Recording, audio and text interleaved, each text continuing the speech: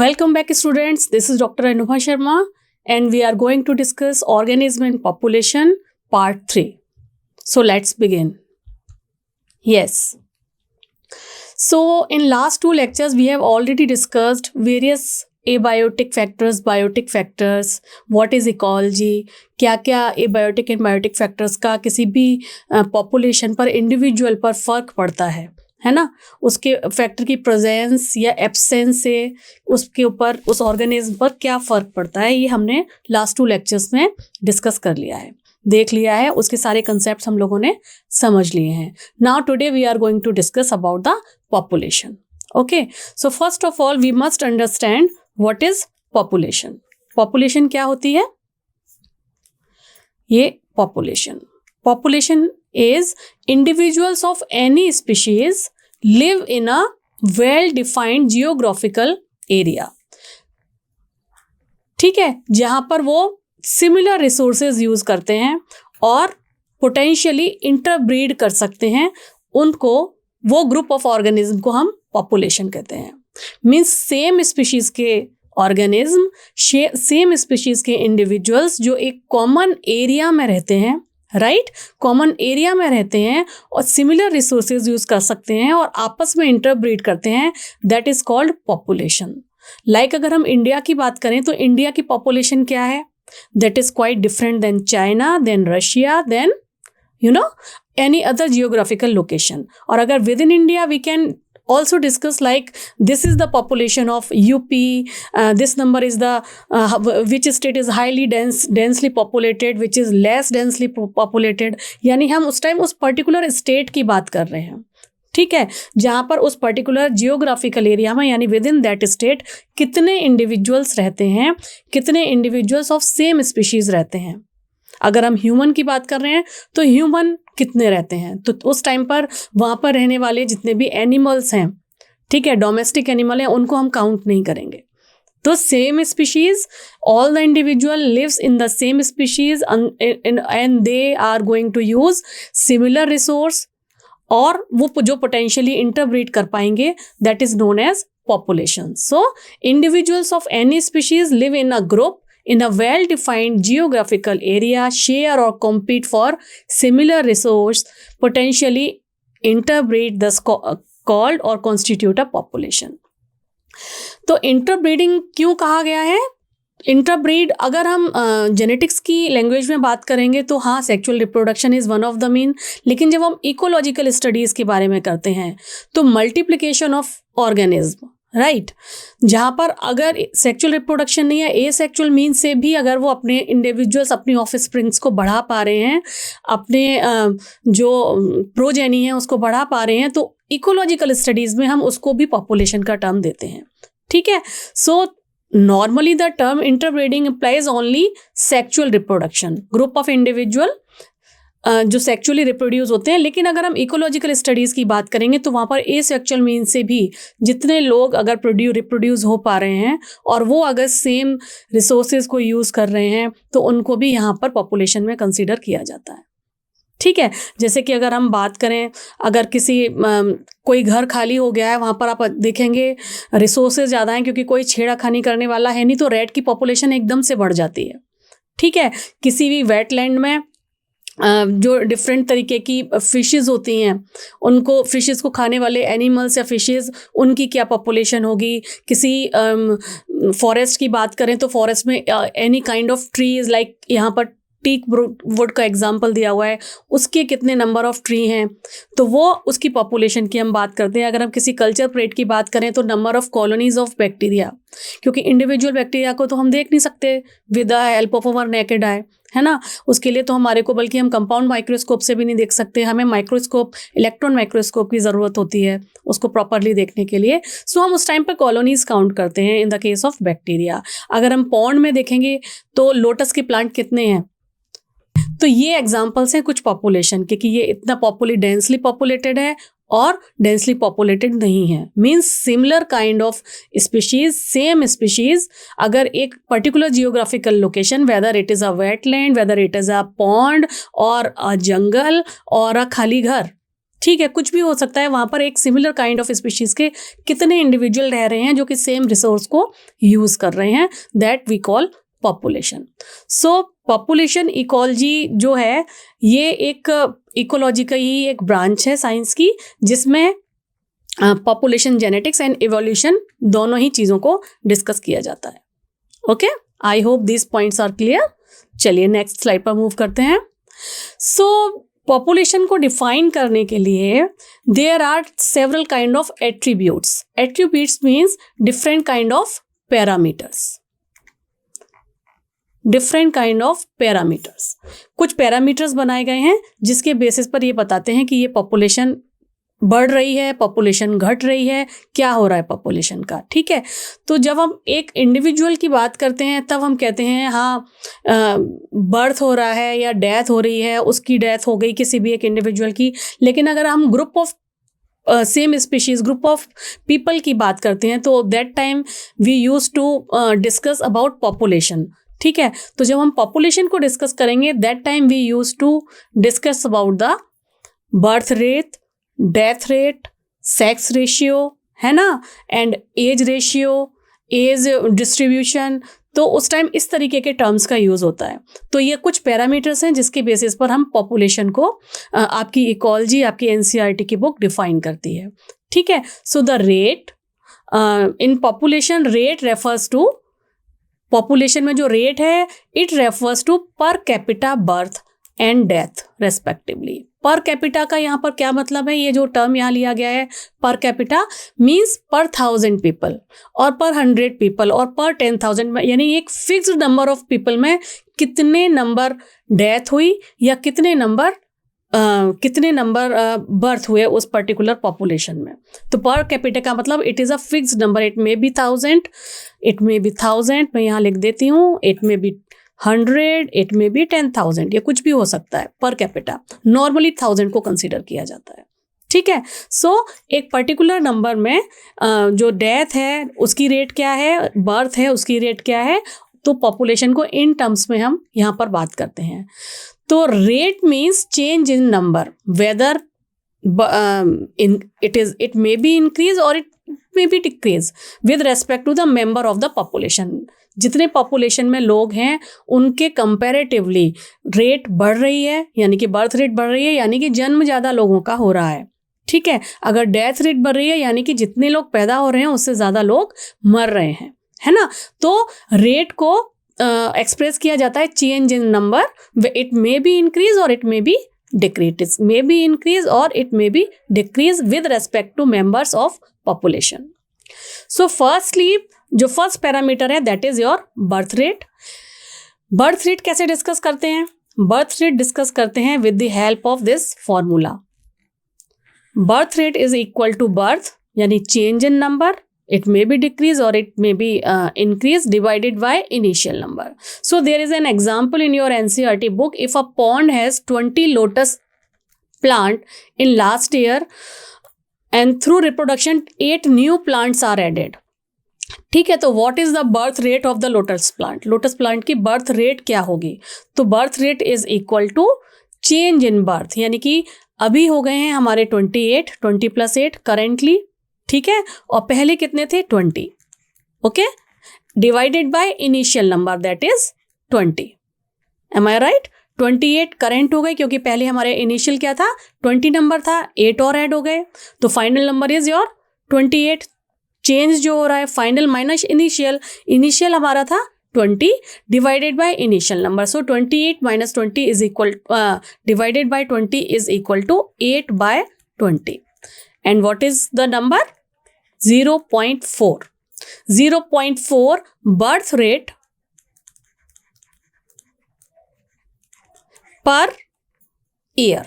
यहां पर इन्होंने पर ईयर निकालने को कहा है इस क्वेश्चन में. तो बर्थ रेट कैसे निकलती है?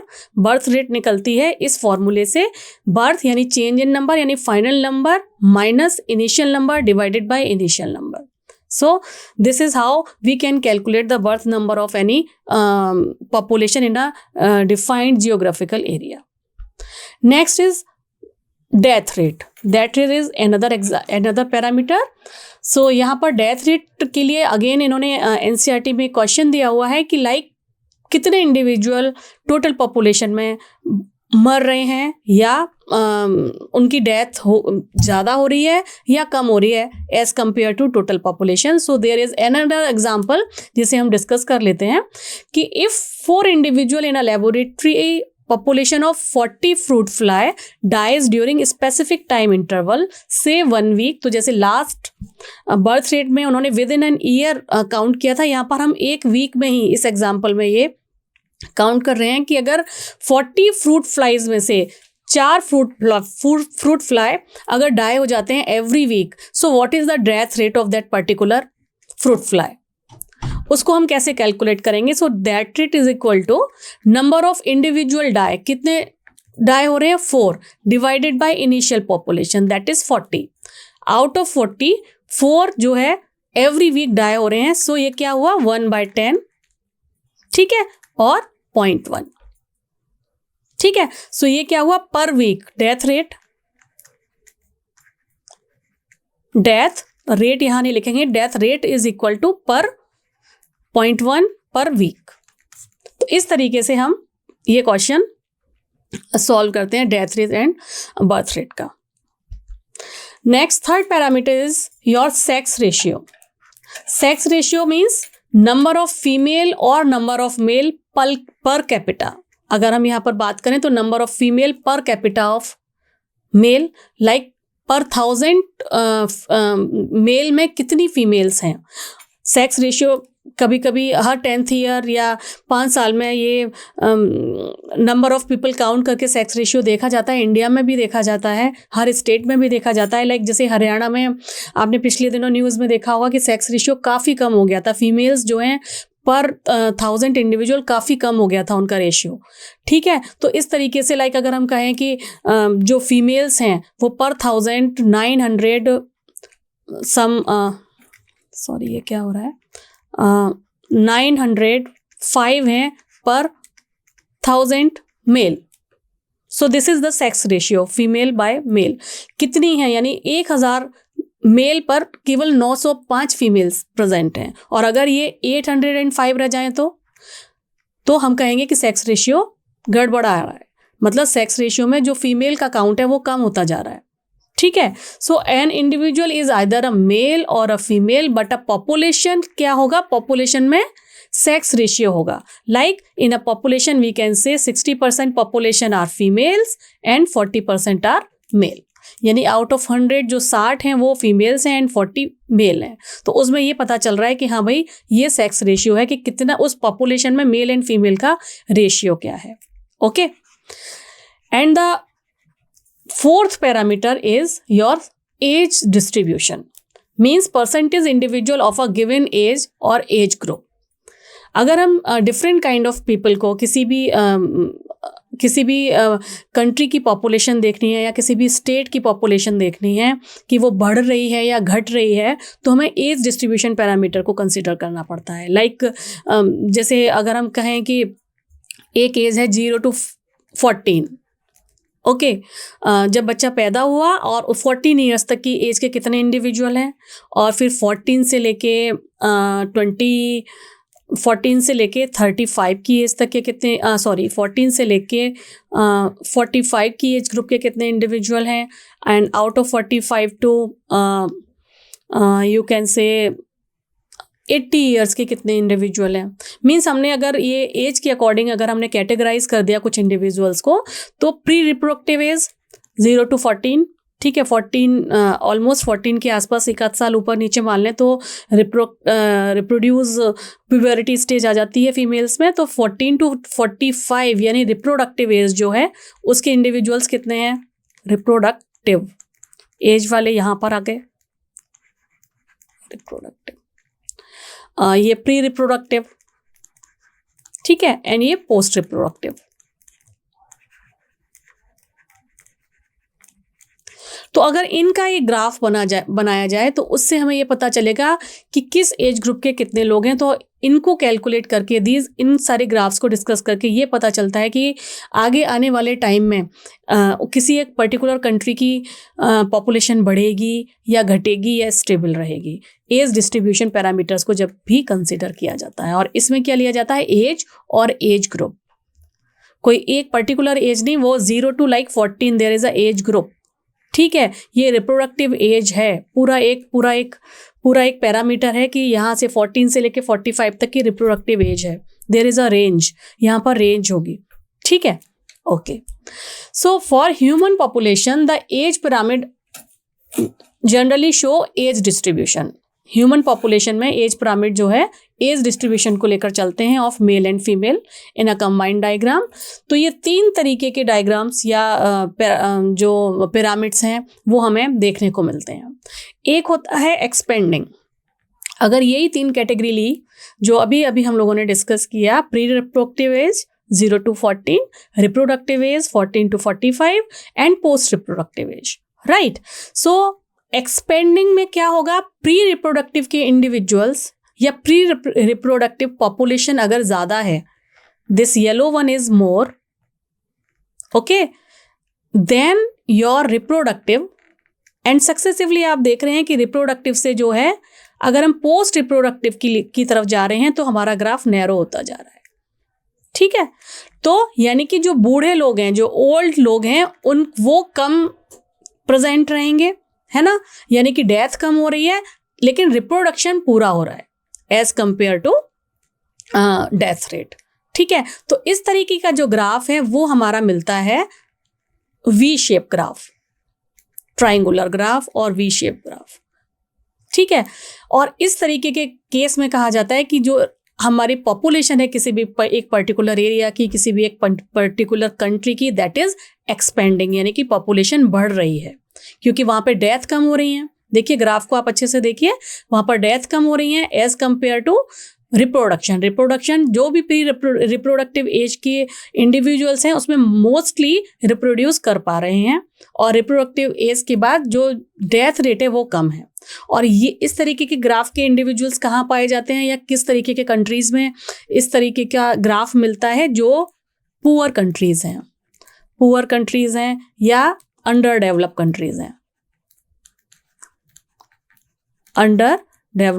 कंट्रीज हैं, वहां पर एक्सपेंडिंग ग्रोथ, क्योंकि वहां पे कोई भी फैमिली प्लानिंग की स्कीम्स लागू नहीं होती हैं।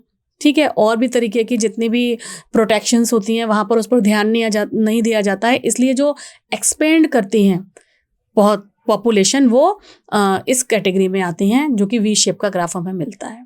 ठीक है, दूसरी कैटेगरी होती है स्टेबल ग्राफ, जहाँ पे जितने भी प्री रिप्रोडक्टिव वाली एज के इंडिविजुअल्स हैं वो सारे के सारे रिप्रोड्यूस कर पा रहे होते हैं, ऑल ऑफ देम रिप्रोड्यूस कर पा रहे। जितने प्री रिप्रोडक्टिव वाले हैं उतने ही रिप्रोडक्टिव हैं, एंड उसमें जो डेथ रेट है वो कंपैरेटिवली कम है। ठीक है, लेकिन हाँ, जितने प्री रिप्रोडक्टिव हैं उतने रिप्रोड्यूस भी कर पा रहे हैं। ठीक है, तो यहाँ पर ना तो बढ़ रही है पॉपुलेशन और ना घट रही है, तो पॉपुलेशन इनकी स्टेबल रहती है। ये डेवलप कंट्रीज का हाल होता है। और इस तरीके का जो ग्राफ है वो बेल शेप आता है, बेल शेप इस तरीके का आता है, मीन्स ये ग्राफ आता है बेल शेप। ठीक है, एंड एक थर्ड कैटेगरी है जहां पर पॉपुलेशन डिक्लाइन कर रही होती है। सी दिस ग्राफ, देखिए जो प्री रिप्रोडक्टिव एज है, this is in yellow, this is less, okay, as compare to your reproductive age. Reproductive वाली थोड़ी ज़्यादा है, लेकिन जो प्री रिप्रोडक्टिव है वो बहुत कम है। इसका क्या मतलब हुआ कि जो थे इंडिविजुअल वो उससे भी कम होते जा रहे हैं, है ना, यानी कि इनकी जो लिविंग कॉस्ट है वो इतनी ज़्यादा है कि जितने लोग इंडिविजुअल हैं भी वो भी रिप्रोड्यूस नहीं कर पा रहे हैं। वो कह रहे हैं हम 2 ही बहुत हैं, हम एक बच्चा भी नहीं रख सकते, और अगर वो 2 रखते हैं तो 2 में से 1 ही रख रहे हैं। ठीक है, तो ऐसी वाली जो कंट्रीज होंगी वहाँ पर जो पॉपुलेशन होगी वो डिक्लाइन करेगी, पॉपुलेशन ना तो स्टेबल रहेगी।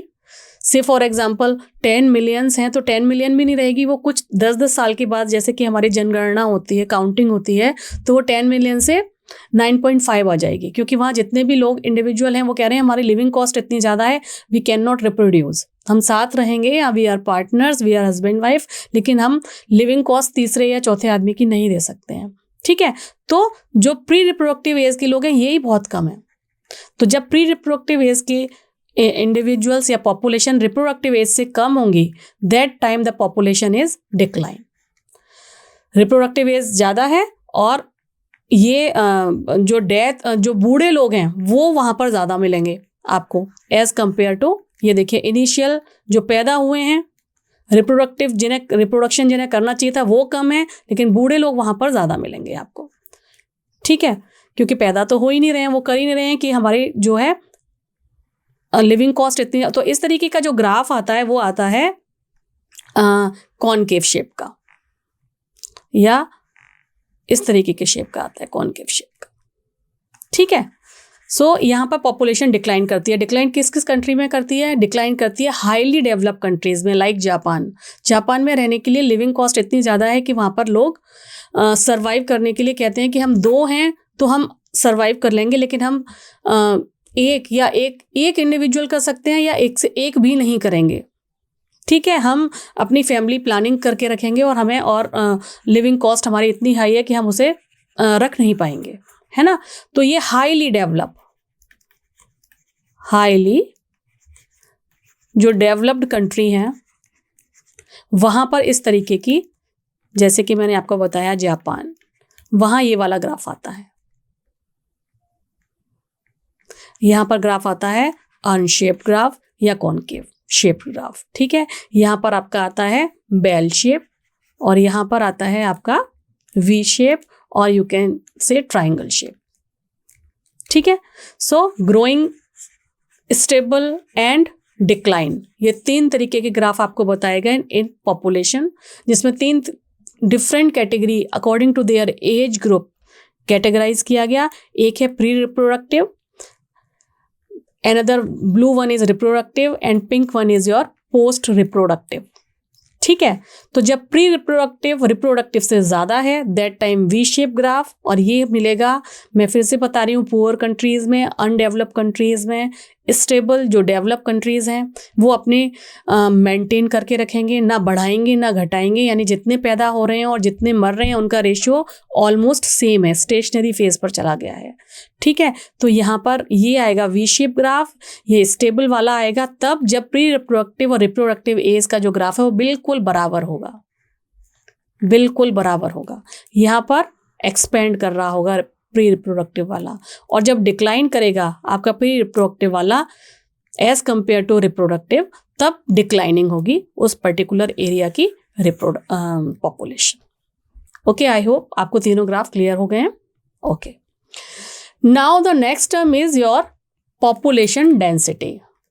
We denote this population density in N term. So number of individual per unit area, किसी एक पर यूनिट एरिया में कितने इंडिविजुअल रहते हैं उसे पॉपुलेशन डेंसिटी कहते हैं। So there are 2 different terms, population is different, population density is different. ये आपको एकदम से ध्यान रखना है। पॉपुलेशन तो ठीक है, एक पर्टिकुलर एरिया की इतनी पॉपुलेशन है, बट पॉपुलेशन डेंसिटी, लाइक अगर हम इंडिया की बात करें तो पॉपुलेशन वाइज आपको पता है कि कौन सा स्टेट है जिसमें सबसे हाईली डेंसली पॉपुलेटेड है? डेंसली पॉपुलेटेड है। और दूसरा मैं टर्म कह रही हूँ जिसकी पॉपुलेशन ज़्यादा है। तो पॉपुलेशन ज़्यादा तो यूपी की है, पॉपुलेशन ज़्यादा है यूपी की, लेकिन अगर हमारे से बात की जाती है कि डेंसिटी पर कैपिटा किस स्टेट में ज़्यादा है, तो यहाँ पर आ जाता है वेस्ट बंगाल, क्योंकि पर यूनिट एरिया डेंसली पॉपुलेटेड है ये, क्योंकि पर यूनिट एरिया इंडिविजुअल्स वहाँ पर ज़्यादा रहते हैं। ठीक है, तो आपको डेंसिटी और पॉपुलेशन डेंसिटी और केवल पॉपुलेशन में कतई कंफ्यूज नहीं होना है। पॉपुलेशन डेंसिटी यानी पर यूनिट एरिया में कितने इंडिविजुअल रहते हैं उसके साथ डिसाइड किया जाता है, और पॉपुलेशन इंडिविजुअल्स को काउंट करके एक पूरे के पूरे जियोग्राफिकल एरिया में, चाहे वो डेंसली पॉपुलेटेड है या स्कैटर्ड है, टोटल नंबर ऑफ इंडिविजुअल्स कितने हैं उसको पॉपुलेशन कहेंगे। ठीक है, सो यहाँ पर कुछ एग्जांपल्स दिए हैं, लाइक ये parthenium plant which is smaller, इसकी पॉपुलेशन ज़्यादा होगी क्योंकि स्मॉल है तो जियोग्राफिकल एरिया में काफ़ी फैला हुआ होगा as compare to your huge banyan tree. ठीक है, तो लेकिन इस केस में जो है ये देखा जाएगा कि पूरे एरिया कवर्ड में बायोमास कितना है या एरिया कवर किसने कितना कर रखा है, उस हिसाब से उसकी पॉपुलेशन डिसाइड होगी। Second is your bacteria. Bacteria की पॉपुलेशन डेंसिटी कैसे पता होगी? बैक्टीरिया को अगर हमने bacteria as I told you हम नेकेड आई से नहीं देख सकते हैं, राइट। अगर हमने लेबोरेटरी में किसी फ्लास्क में बैक्टीरिया का ब्रॉथ बना के उसका कल्चर डेवलप किया है, अगर इस तरीके से फ्लास्क में बैक्टीरिया लाइक किसी मीडिया में हमने यहाँ बैक्टीरिया का कल्चर डेवलप किया है, तो इसमें से सारे को तो काउंट नहीं कर पाएंगे। तो क्या करेंगे, इसमें से कुछ लाइक 0.5 माइक्रोलीटर कल्चर उठाया और उसको डाइल्यूट कर लिया नॉर्मल वाटर में। ठीक है, और इसकी फिर जब हम स्प्रेडिंग करते हैं किसी एक प्लेट पर, तो यहाँ पर 24 घंटे के इंक्यूबेशन के बाद आपको इस तरीके की कॉलोनीज दिखाई देती हैं प्लेट पर। ठीक है, तो इन कॉलोनीज को काउंट करके, इनको बोलते हैं CFU, colony forming unit. In each colonies को काउंट करके हम ये बताते हैं कि फाइनल इस कल्चर में कितनी पॉपुलेशन डेंसिटी थी उस बैक्टीरिया की। तो हमने पूरे इंडिविजुअल्स को तो काउंट नहीं किया ना, तो यहाँ पर क्या काउंट हो रहा है, कॉलोनीज काउंट हो रही हैं डेंसिटी को पता लगाने के लिए। ठीक है, ये थोड़ा सा माइक्रोबायोलॉजी का था, बट ये आपको भी जब आप माइक्रोबायोलॉजी डिस्कस करते हो अपनी NCERT के टाइम पर, आपको ये वहाँ पर भी पता चलता है। तो बैक्टीरिया के केस में हम पॉपुलेशन डेंसिटी कैसे पता करते हैं, bye counting the colonies. Fish के केस में कैसे पता चलेगा, अब नंबर ऑफ फिश, एक कोई बहुत बड़ा पॉन्ड है, राइट, उसमें कितनी फिश है, हम ईच इंडिविजुअल को तो इतने को नहीं काउंट कर सकते हैं, है ना। तो फिर यहाँ पर पॉपुलेशन डेंसिटी कैसे काउंट होगी, वहाँ पर भी यही होगा कि सिंगल कॉट में हमने जब उसे ट्रैप करने की कोशिश की, तो सिंगल ट्रैप में कितने नंबर ऑफ फिशेस को पकड़ पा रहे हैं। ठीक है, divided by multiplied by that particular area. Pond के एरिया से अगर हम उसे मल्टीप्लाई कर देंगे तो इससे हमें पता चल जाएगा कि वहाँ पर उस पर्टिकुलर फिश की कितनी डेंसिटी है, डेंसली पॉपुलेटेड है या नहीं है। ठीक है, आई होप ये पॉइंट्स आपको क्लियर हो रहे हैं। नेक्स्ट जो एग्जाम्पल आपका NCERT में दिया हुआ है, that is your tiger. Tiger की पॉपुलेशन कैसे, कार्निवोरस है, उसके पास तो जाके काउंट नहीं कर सकते हैं। ठीक है, तो फिर इनको कैसे किया जाता है, टाइगर का भी अपना एक लाइफ साइकिल है। ठीक है, जब वो खाना खाता है, खाना खाने के बाद वो पानी पीने के लिए वहाँ तो बिस्लेरी की बोतल या RO लगा हुआ नहीं है, तो वहाँ पर वो रिवर के साइड आएगा, रिवर साइड आएगा तो उसके जितने भी पग मार्क्स हैं, उसके पैरों के ये जो निशान हैं, ठीक है, ये इस तरीके के जो निशान, किसी का ऐसा होगा, किसी का लंबाई में होगा। ठीक है, तो उनके पैरों का जो, जैसे हमारे भी थंब प्रिंट सभी के अलग अलग है ना, हमारे भी कुछ ऐसे मॉर्फोलॉजिकल एक दूसरे से डिफरेंसेस हैं, तो उनके भी जो पैरों के निशान है वो ईच इंडिविजुअल टाइगर के अलग होते हैं। तो उनके पग मार्क्स को काउंट करके ये पता चलता है कि कितने तरीके के पग मार्क्स हैं। इट मीन्स उतने तरीके के टाइगर्स इस पर्टिकुलर एरिया में, इस पर्टिकुलर जंगल के इस एरिया में रहते हैं। एंड उनके फीकल पैलेट्स को भी काउंट किया जाता है, जो उनका एक्सक्रीटा है उसको भी देखा जाता है, क्योंकि हर एक का एक्सक्रीटा अलग तरीके का होगा, कि उससे इन दोनों चीज़ों को कंबाइंड में काउंट करके ये पता लगाया जाता है कि यहाँ पर कितने तरीके के टाइगर रहते हैं, डेंसली पॉपुलेटेड एरिया है टाइगर से या नहीं है। ओके, तो इस तरीके से काउंटिंग की जाती है। Okay, so next is your population growth. Population growth कैसे होती है? The size of population for any species is not a static parameter, it keep changing. ठीक है, पॉपुलेशन आज 100 है तो कल भी 100 रहेंगे, परसों भी 100 रहेंगे, ऐसे तो होता नहीं है। कुछ नए इंडिविजुअल का जन्म भी होता है और कुछ जिनकी एज पूरी हो गई है या और एनी अदर रीजन से कुछ की डेथ भी होती है। तो इट कीप चेंजिंग, है ना। तो पॉपुलेशन की ग्रोथ जो है वो बहुत सारे फैक्टर्स पर डिपेंड करती है। What are those factors? Number 1 is your food availability, ठीक है, predation and adverse weather conditions. इन सभी पर डिपेंड करती है कि पॉपुलेशन इंक्रीज होगी या पॉपुलेशन घटेगी। ठीक है, तो इनिशियल पॉपुलेशन को अगर हमने टर्म दे दिया, अगर किसी एक टाइम फ्रेम यानी T टाइम पर अगर हम इनिशियल पॉपुलेशन को देख रहे हैं तो दैट इज NT, और किसी एक पर्टिकुलर टाइम के बाद उसकी ग्रोथ हुई है तो उसको हम बोलते हैं N+1। Okay, yes. सो पॉपुलेशन किस किस फैक्टर्स पर डिपेंड करती है एक पर्टिकुलर जियोग्राफिकल एरिया पर? ये देखिए, ये आपकी एनसीईआरटी में एक ग्राफ दिया हुआ है, एक जो डायग्राम दिया हुआ है, उसमें ये बता रहे हैं कि ये जो पॉपुलेशन डेंसिटी है ये 4 अलग अलग फैक्टर्स पर डिपेंड करती है। First is your birth rate और निटेलिटी। ठीक है, हालांकि निटेलिटी इज समथिंग डिफरेंट, मगर यहाँ पर थोड़ा सा डिफरेंस है बर्थ और निटेलिटी में, लेकिन उन्होंने यहाँ पर सेम चीज़ यूज़ की हुई है, तो हम निटेलिटी ही बोलेंगे। जितने इंडिविजुअल जन्म लेंगे उससे क्या होगा, हमारी पॉपुलेशन डेंसिटी बढ़ेगी। यस, बिल्कुल बढ़ेगी, इंडिविजुअल्स बढ़ जाएगी। अगर कुछ इंडिविजुअल्स इमिग्रेशन कर रहे हैं, यानी कि अगर हम उनको इस तरीके से देखें, बाहर से अंदर आ रहे हैं, इमिग्रेट करते हैं ना, जब हम दूसरे कंट्रीज में घूमने जाते हैं तो इमिग्रेशन वीज़ा लगता है ना। तो इमिग्रेशन, या आप इसको कह लीजिए, इस तरीके से याद करिए, इनवाइट। अगर आपने किसी को इनवाइट किया है, आई फॉर इनवाइट, ठीक है, या कोई अंदर आ रहा है तो इनवाइट किया है आपने किसी को, इमिग्रेशन हुआ है किसी का, तो भी उस पर्टिकुलर एरिया में कुछ लोग आए हैं, जन्म नहीं लिया लेकिन बाहर से आ गए हैं, तो भी हमारी जो पॉपुलेशन है वो इंक्रीज होगी दैट पर्टिकुलर एरिया, राइट। तो कौन से 2 फैक्टर्स हुए जिनसे इंक्रीज हो रही है? First is birth, another one is immigration, natality and immigration. अगर ये दोनों चीजें हो रही हैं उस पर्टिकुलर एरिया में, देन हमारी जो पॉपुलेशन है वो इंक्रीज होगी।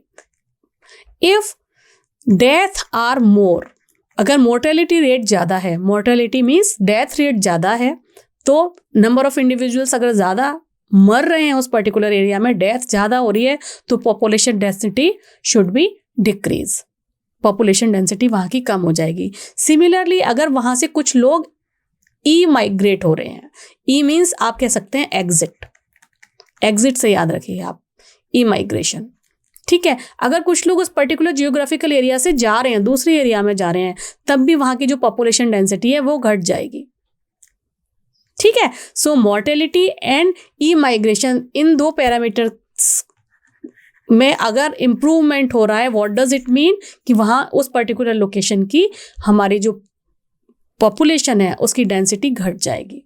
Okay, so natality and immigration will increase the population density, while mortality and immigration will decrease the population density.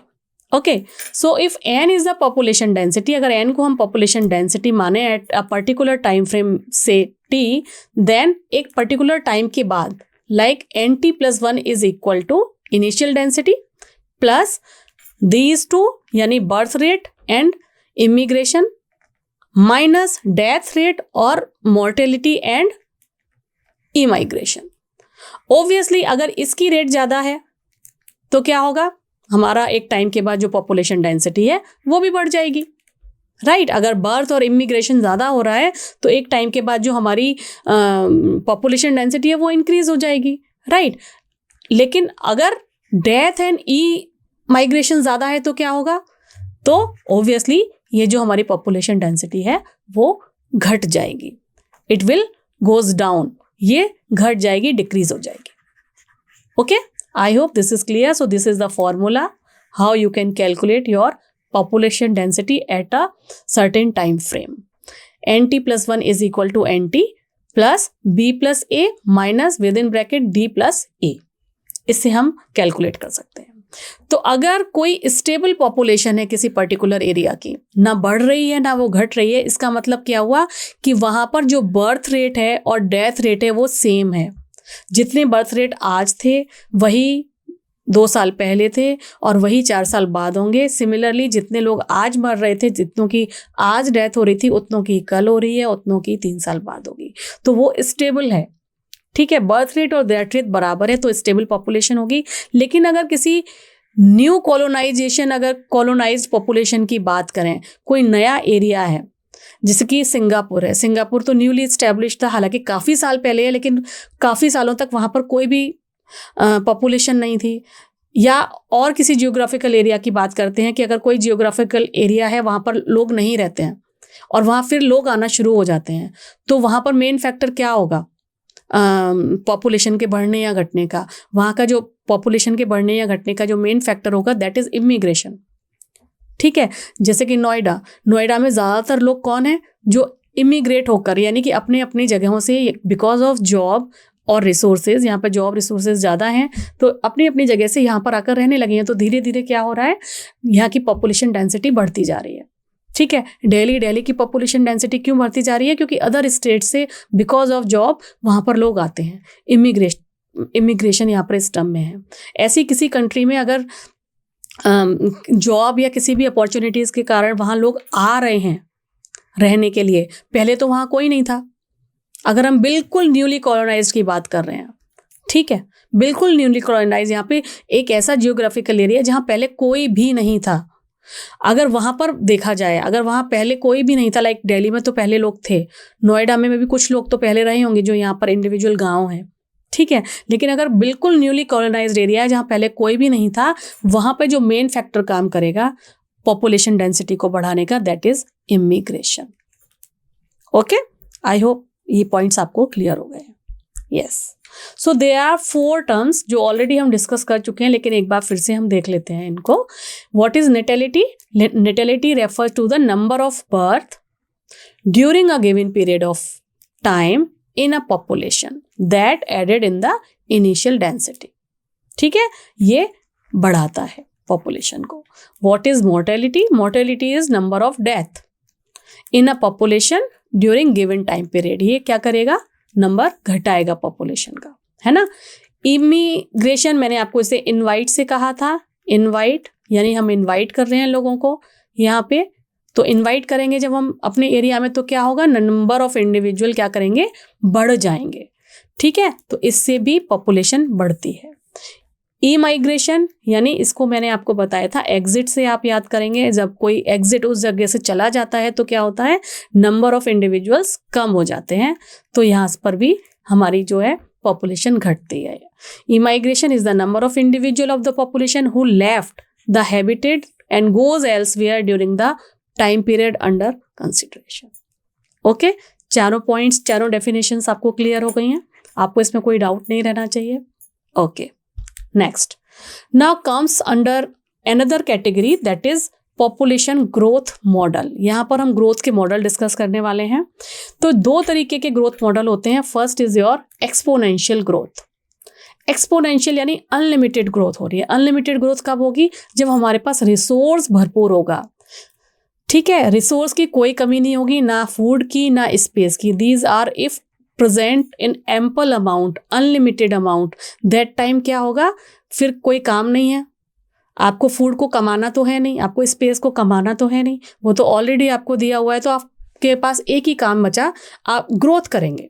ठीक है, अगर मैंने किसी कल्चर प्लेट में थोड़े से बैक्टीरिया डाले हैं और प्लेंटी ऑफ उसमें उसके न्यूट्रिएंट्स डाले हुए हैं, तो वो बैक्टीरिया 2 से 4, 4 से 8, 8 से 16, 16 से 32 लाइक दिस मल्टीप्लाई करेगा, एक्सपोनेंशियल ग्रोथ करेगा। ठीक है, so the population grows in an exponential form और geometrical form if the population size is N. यहाँ पर एन से पॉपुलेशन साइज को डिनोट किया जा रहा है। And the birth rate, not birth but birth rate means पर कैपिटा बर्थ यानी पर 1000। ओके, ये हम पहले भी डिस्कस कर चुके हैं।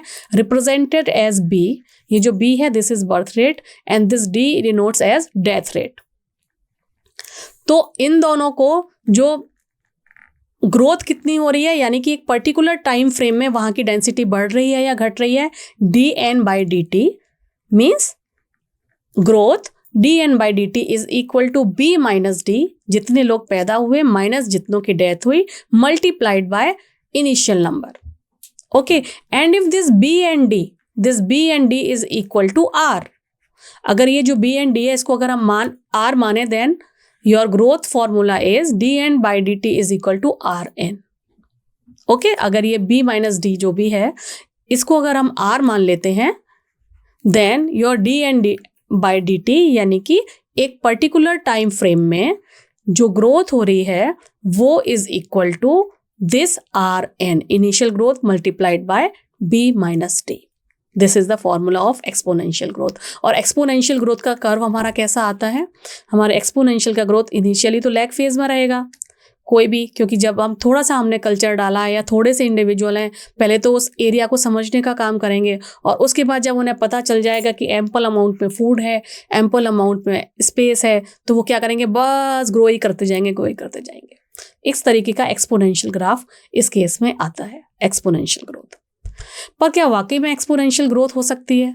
एक्सपोनेंशियल कुछ दिनों तक, कुछ सालों तक ही तो आपको लगेगा कि एम्पल अमाउंट में फूड है, एम्पल अमाउंट में स्पेस है, मगर जब आप खुद ही मल्टीप्लाई करते जा रहे हैं, है ना, आपकी ग्रोथ, इंडिविजुअल्स, आपकी पॉपुलेशन बढ़ती जा रही है, तो वो जो रिसोर्सेज हैं, फूड एंड शेल्टर, वो कम पड़ता जा रहा है पर इंडिविजुअल, तो एक टाइम पर आकर तो वो कम होगा, है ना। तो ये रियलिस्टिक तो नहीं लगता, एक्सपोनेंशियल ग्रोथ रियलिस्टिक नहीं होगी, एक टाइम के बाद वहां पर उसे रुकना ही पड़ेगा, ठीक है। सो सेकंड टाइप का जो ग्रोथ है that is your logistic growth, क्योंकि यहाँ पे लॉजिकली सोचा गया है, लॉजिकली बताया गया है। लॉजिस्टिक ग्रोथ ये बताया था इन दोनों साइंटिस्ट लोगों ने, वर्हॉस्ट एंड पर्ल ने। इन्होंने कहा कि no population of any species in nature has its disposal unlimited resource. Unlimited resource किसी को मिलता ही नहीं है टू परमिट एक्सपोनेंशियल ग्रोथ। एक लेवल पर आके तो रिसोर्स खत्म होंगे ही, क्योंकि आपकी पॉपुलेशन बढ़ रही है, तो आपकी पॉपुलेशन एक टाइम के बाद उसके लिए रिसोर्सेज कम पड़ेंगे और कंपटीशन आपस में ही शुरू हो जाएगा, और जब कंपटीशन शुरू हो जाएगा तो इंडिविजुअल्स लिमिटेड हो जाएंगे बिकॉज ऑफ लिमिटेड रिसोर्स। तो इस केस में जो फिट होगा, मैक्सिमम फिट होगा, वो सर्वाइव करेगा, और जो फिट नहीं होगा वो फिर एक्सटिंक्ट कर जाएगा, नेचर उसे एक्सटिंक्ट कर देता है, ठीक है। तो नेचर क्या करता है कि उस एक particular set of group of people को, पर्टिकुलर सेट को लेकर चल पाएगा, जितने को वो कैरी कर पाएगा, बाकियों को हटा देगा, और वो कितनों को कैरी कर पाएगा, जो मैक्सिमम फिट होंगे उस पर्टिकुलर एनवायरनमेंट में, ठीक है। तो उसको बोलते हैं योर कैरिंग कैपेसिटी, कितनों को नेचर कैरी कर पा रहा है। जैसे एक पर्टिकुलर जंगल है या कोई ग्रास लैंड है, वहाँ पर 10 हाथी रह सकते हैं, ठीक है। अगर 10 हाथी रह सकते हैं और वहाँ अचानक 20 आ जाएं, ठीक है, तो लेकिन 10 ही रह सकते हैं, तो उनमें आपस में ही कंपटीशन शुरू हो जाएगा, और फिर नेचर सिर्फ 10 को ही अलाउ करेगा, बाकियों को वहाँ से भगा देगा, यानी एक्सटिंक्ट कर देगा। वो आपस में कंपटीशन कराएगा और वो धीरे धीरे वहाँ से चले जाएंगे या एक्सटिंक्ट हो जाएंगे, मर जाएंगे, ठीक है। So in nature in a given habitat has enough resource to support maximum possible number beyond which no further growth is possible, which is known as this limit as nature's carrying capacity for this species in that particular habitat, ठीक है। A population growing in a habitat with limited resource, so initial lag phase, initially lag phase होता है, then exponential phase, log phase होता है, and then declare and finally a asymptote, यानी कि stationary phase पर आकर वो रुक जाता है। यानी कि जो हमारा जो ग्राफ आता है, इनिशियली लैग फेज होता है। क्यों होता है कि जितने इंडिविजुअल किसी भी नई जगह पर आए, पहले वो अपने आसपास के एनवायरनमेंट को समझते हैं, ठीक है, और आप आसपास के जब एनवायरनमेंट को समझ जाते हैं, वो उसके बाद वो अपनी ग्रोथ स्टार्ट करते हैं, लैग फेज, लॉग फेज, ठीक है, या हम इसे एक्सपोनेंशियल फेज कह सकते हैं। और फिर एक लिमिट पर आके, जहां पर एक लिमिट पर आके वो नेचर जितनों को कैरी कर पाता है उतनों को रहने देता है, बाकियों को हटा देता है। सो this is your lag phase, log phase and stationary phase. या फिर आप इनको कह सकते हैं lag phase, exponential phase, exponentially growth हो रही है, जैसा कि जे कर्व वहां पर देखा था हमने एक्सपोनेंशियल फेज में, यहां से यहां तक एक्सपोनेंशियल ग्रोथ हो रही है। एंड देन कैरिंग कैपेसिटी यानी एसिप्टोट, इसे हम स्टेशनरी फेज कहते हैं, ठीक है। और इस तरीके का जो कर्व आता है दैट इज सिग्मॉइड, ये एस शेप्ड होता है, ये देखिए it is just like S, इस तरीके का होता है, तो इसे हम बोलते हैं सिग्मॉइड कर्व। तो लॉजिस्टिक कर्व का कैसा दिखेगा लॉजिस्टिक कर्व, ये दिखेगा सिग्मॉइड, ठीक है, ओके। सो यहाँ पर दोनों के ग्राफ दिए हुए हैं। एक्स एक्सिस पर हमारा है टाइम एंड वाई एक्सिस पर your population density. So as we discussed earlier कि जो एक्सपोनेंशियल ग्रोथ का है वो शुरू में लैग फेज है, बिल्कुल ग्रोथ नहीं है, ठीक है। बिल्कुल ग्रोथ नहीं के बाद आपकी एक्सपोनेंशियल ग्रोथ हो गई, लेकिन ये होता नहीं है, एक लिमिट तक इसको रुकना ही पड़ता है, ठीक है, क्योंकि एक टाइम के बाद जो रिसोर्सेज हैं वो लिमिट हो ही जाते हैं। लेकिन फिर भी जो एक्सपोनेंशियल ग्रोथ का जो साइज है that is J shape, okay. And the formula is already I told you dt by dn by dt is equal to rn, ठीक है। And your sigmoid curve is for logistic curve, ये जो initially lag phase, then exponential phase and then stationary phase. Graph B, इसमें dn by dt is equal to rn multiplied by carrying capacity k minus n by k, जितनों को वो लेके चल पाएगा। ये जो डॉटेड लाइन है this is known as k, carrying capacity, कि नेचर एक टाइम में कितने लोगों को सपोर्ट करेगा, बाकियों को वहां से हटा देगा।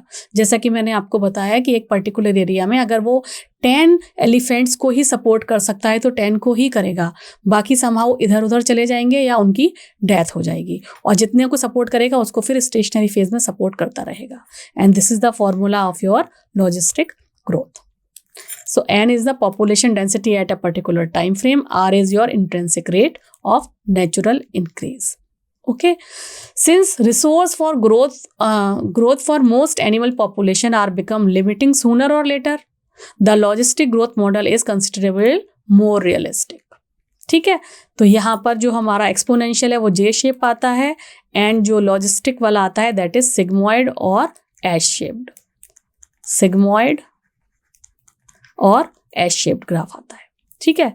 ए यहाँ पर क्या है, ए है एक्सपोनेंशियल वाला, where when responses are not limited, ठीक है, ग्रोथ प्लॉट एक्सपोनेंशियल बढ़ेगी। बी में क्या होगा, रेस्पॉन्सेज आर लिमिटेड, ठीक है। के है is your carrying capacity, we already discuss this, yes. Now life history variation, ठीक है। Population evolve to maximum their reproductive fitness, also called Darwinian fitness. Darwin जो इवोल्यूशन में जिनका बहुत ज़्यादा रोल है, वो हमेशा ही ये कहते थे कि पॉपुलेशन इस बात पर डिपेंड करती है कि वो पर्टिकुलर स्पीशीज़ रिप्रोडक्टिवली कितनी फिट है। जितनी वो एडवर्स कंडीशन में है, खा के पी के रिप्रोडक्टिवली फिट होगी, यानी अपने जैसे ऑफस्प्रिंग, हेल्दी ऑफस्प्रिंग आराम से बना रही होगी, उसकी पॉपुलेशन उतनी ही ज़्यादा बढ़ेगी, है ना। तो रिप्रोडक्टिव फिटनेस की बात उन्होंने हमेशा ही कही है। But under a particular set of selective pressure organism evolve towards the efficient reproductive strategy, और इसी के लिए अपने आप को जिंदा रखने के लिए, फिट रखने के लिए, सर्वाइव करने के लिए तरह तरह की स्ट्रेटजीज ऑर्गेनिज्म ने डेवलप की, ठीक है। तो जैसे कि कुछ ऑर्गेनिज्म हैं, जैसे कि Pacific salmon fish and bamboo plant जो होता है, वो अपने पूरी लाइफ टाइम में केवल एक ही बार रिप्रोड्यूस करते हैं, केवल एक बार रिप्रोड्यूस करते हैं और उसके बाद वो डेड हो जाते हैं। कुछ और ब्रीड होती हैं जो अपनी लाइफ टाइम में कई बार ब्रीड करती हैं, जैसे कि बर्ड हो गई, मैमल हो गए, ठीक है। अगर दूसरी तरीके की कैटेगरी देखें तो इसमें कुछ ऐसे लार्ज नंबर एनिमल्स हैं, वो स्मॉल साइज के खासतौर से होते हैं, जो कि बहुत बार ब्रीड करते हैं, लेकिन उनकी जो ऑफस्प्रिंग है वो बहुत ज़्यादा होते हैं, क्योंकि उन्हें पता है उनके प्रीडेटर भी हैं। आधों को तो वो खा ही जाएंगे, तो आधों को भी खा गए तब भी आधे बच गए, उन्हें अपनी प्रोजेनीज को बचा के रखना है। तो वो अगर एक या दो ही पैदा करेंगे, उसको ही खा जाएगा तो कोई कुछ नहीं बचेगा, है ना। तो वो स्मॉल साइज के ऑफस्प्रिंग को लार्ज नंबर में रिप्रोड्यूस करते हैं, ठीक है। और जबकि कुछ बड़े साइज के जो एनिमल हैं, ये स्मॉल साइज के एनिमल्स की बात हो रही है, और जो कुछ बड़े साइज के एनिमल्स हैं लाइक ह्यूमन, आप मैमल्स कह सकते हैं, बर्ड्स कह सकते हैं, वो स्मॉल नंबर में अपने ऑफस्प्रिंग डालते हैं, क्योंकि उन्हें पता है कि वो अपने कैरी कर पाएंगे और कई बार रिप्रोड्यूस कर पाएंगे, उनके प्रीडेटर उतने ज़्यादा नहीं होंगे, ठीक है।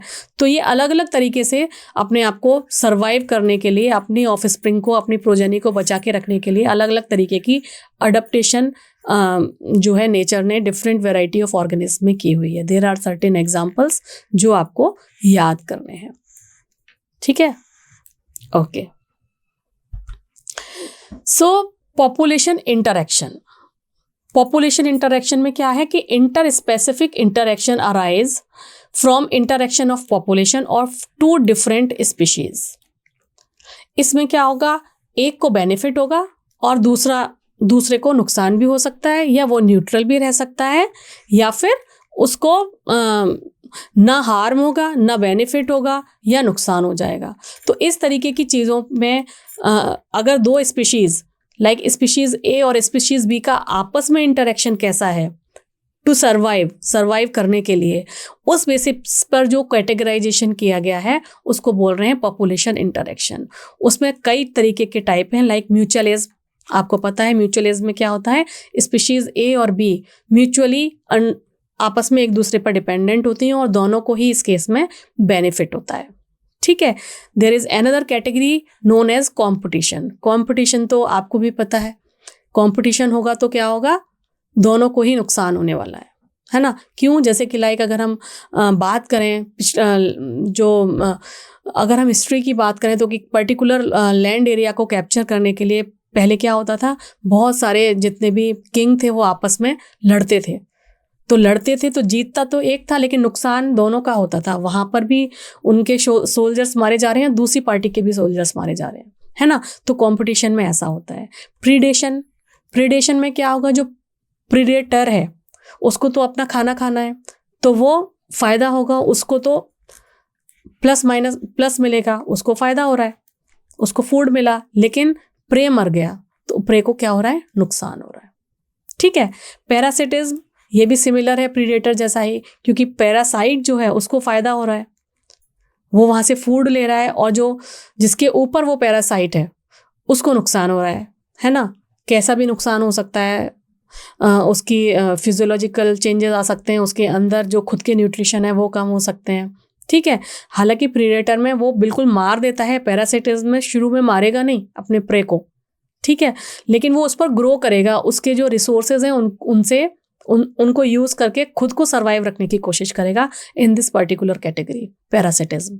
Another one is your commensalism. Commensalism में वन गेट बेनिफिटेड, एक को बेनिफिट होगा जबकि दूसरे पर उसका कोई फर्क नहीं पड़ता। ठीक है। इसकी जो भी एग्जांपल हैं हम कमिंग स्लाइड्स में उनको एक एक करके डिस्कस करेंगे। And the last one is your amensalism. इसमें एक को नुकसान होता है, स्पीशीज वन को नुकसान होता है, नेगेटिव यहाँ दिया हुआ है, और दूसरी स्पीशीज को कोई फर्क नहीं पड़ता। अननोइंगली जो दूसरी स्पीशीज है वो पहले स्पीशीज को नुकसान दे दे तो हम बोलेंगे एमेंसिलिज्म।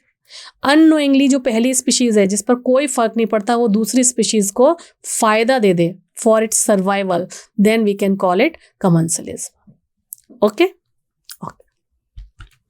सो mutualism, both species get benefited. जब दोनों को बेनिफिट हो रहा है then we can call it mutualism. Competition, both lose in their interaction with each other. दोनों को कुछ ना कुछ नुकसान होगा ही होगा in competition, right. Parasitism and predator, only one species get benefited and the other one is host या प्रे जो है उसको नुकसान होता है। ठीक है। अनदर योर कमेंसलिज्म, इसमें क्या होगा, एक को बेनिफिट होगा जबकि दूसरे को ना तो बेनिफिट होने वाला है और ना ही कोई हार्म होने वाला है। Amensalism, one species is harmed while another one is unaffected. So the parasitism, predator and commensalism share a common characteristic, the interacting species live close together। इनमें बहुत पास पास रहते हैं। आपको पता है उसी जंगल में शेर रहता है जहाँ हिरन होंगे, क्योंकि प्रे और प्रीडेटर दोनों साथ साथ रहते हैं। पैरासिटिज्म में भी पैरासाइट अपने होस्ट को कभी नहीं छोड़ता। अगर होस्ट ने अपने को इवॉल्व करने की कोशिश की है तो साथ साथ पैरासाइट भी को इवॉल्व हुआ है अपने आप को उस होस्ट पर जीवित रखने के लिए।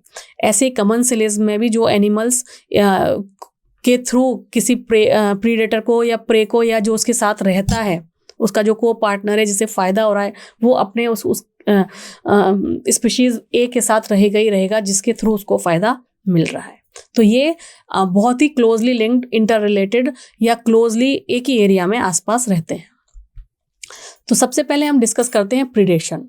प्रीडेशन में क्या होता है, प्रीडेशन इज बैड और गुड। प्रीडेशन इज हम कहेंगे अरे शेर ने तो जानवर खाता है तो गंदा ही हुआ, क्यों खा रहा है, क्यों मार रहा है उसको।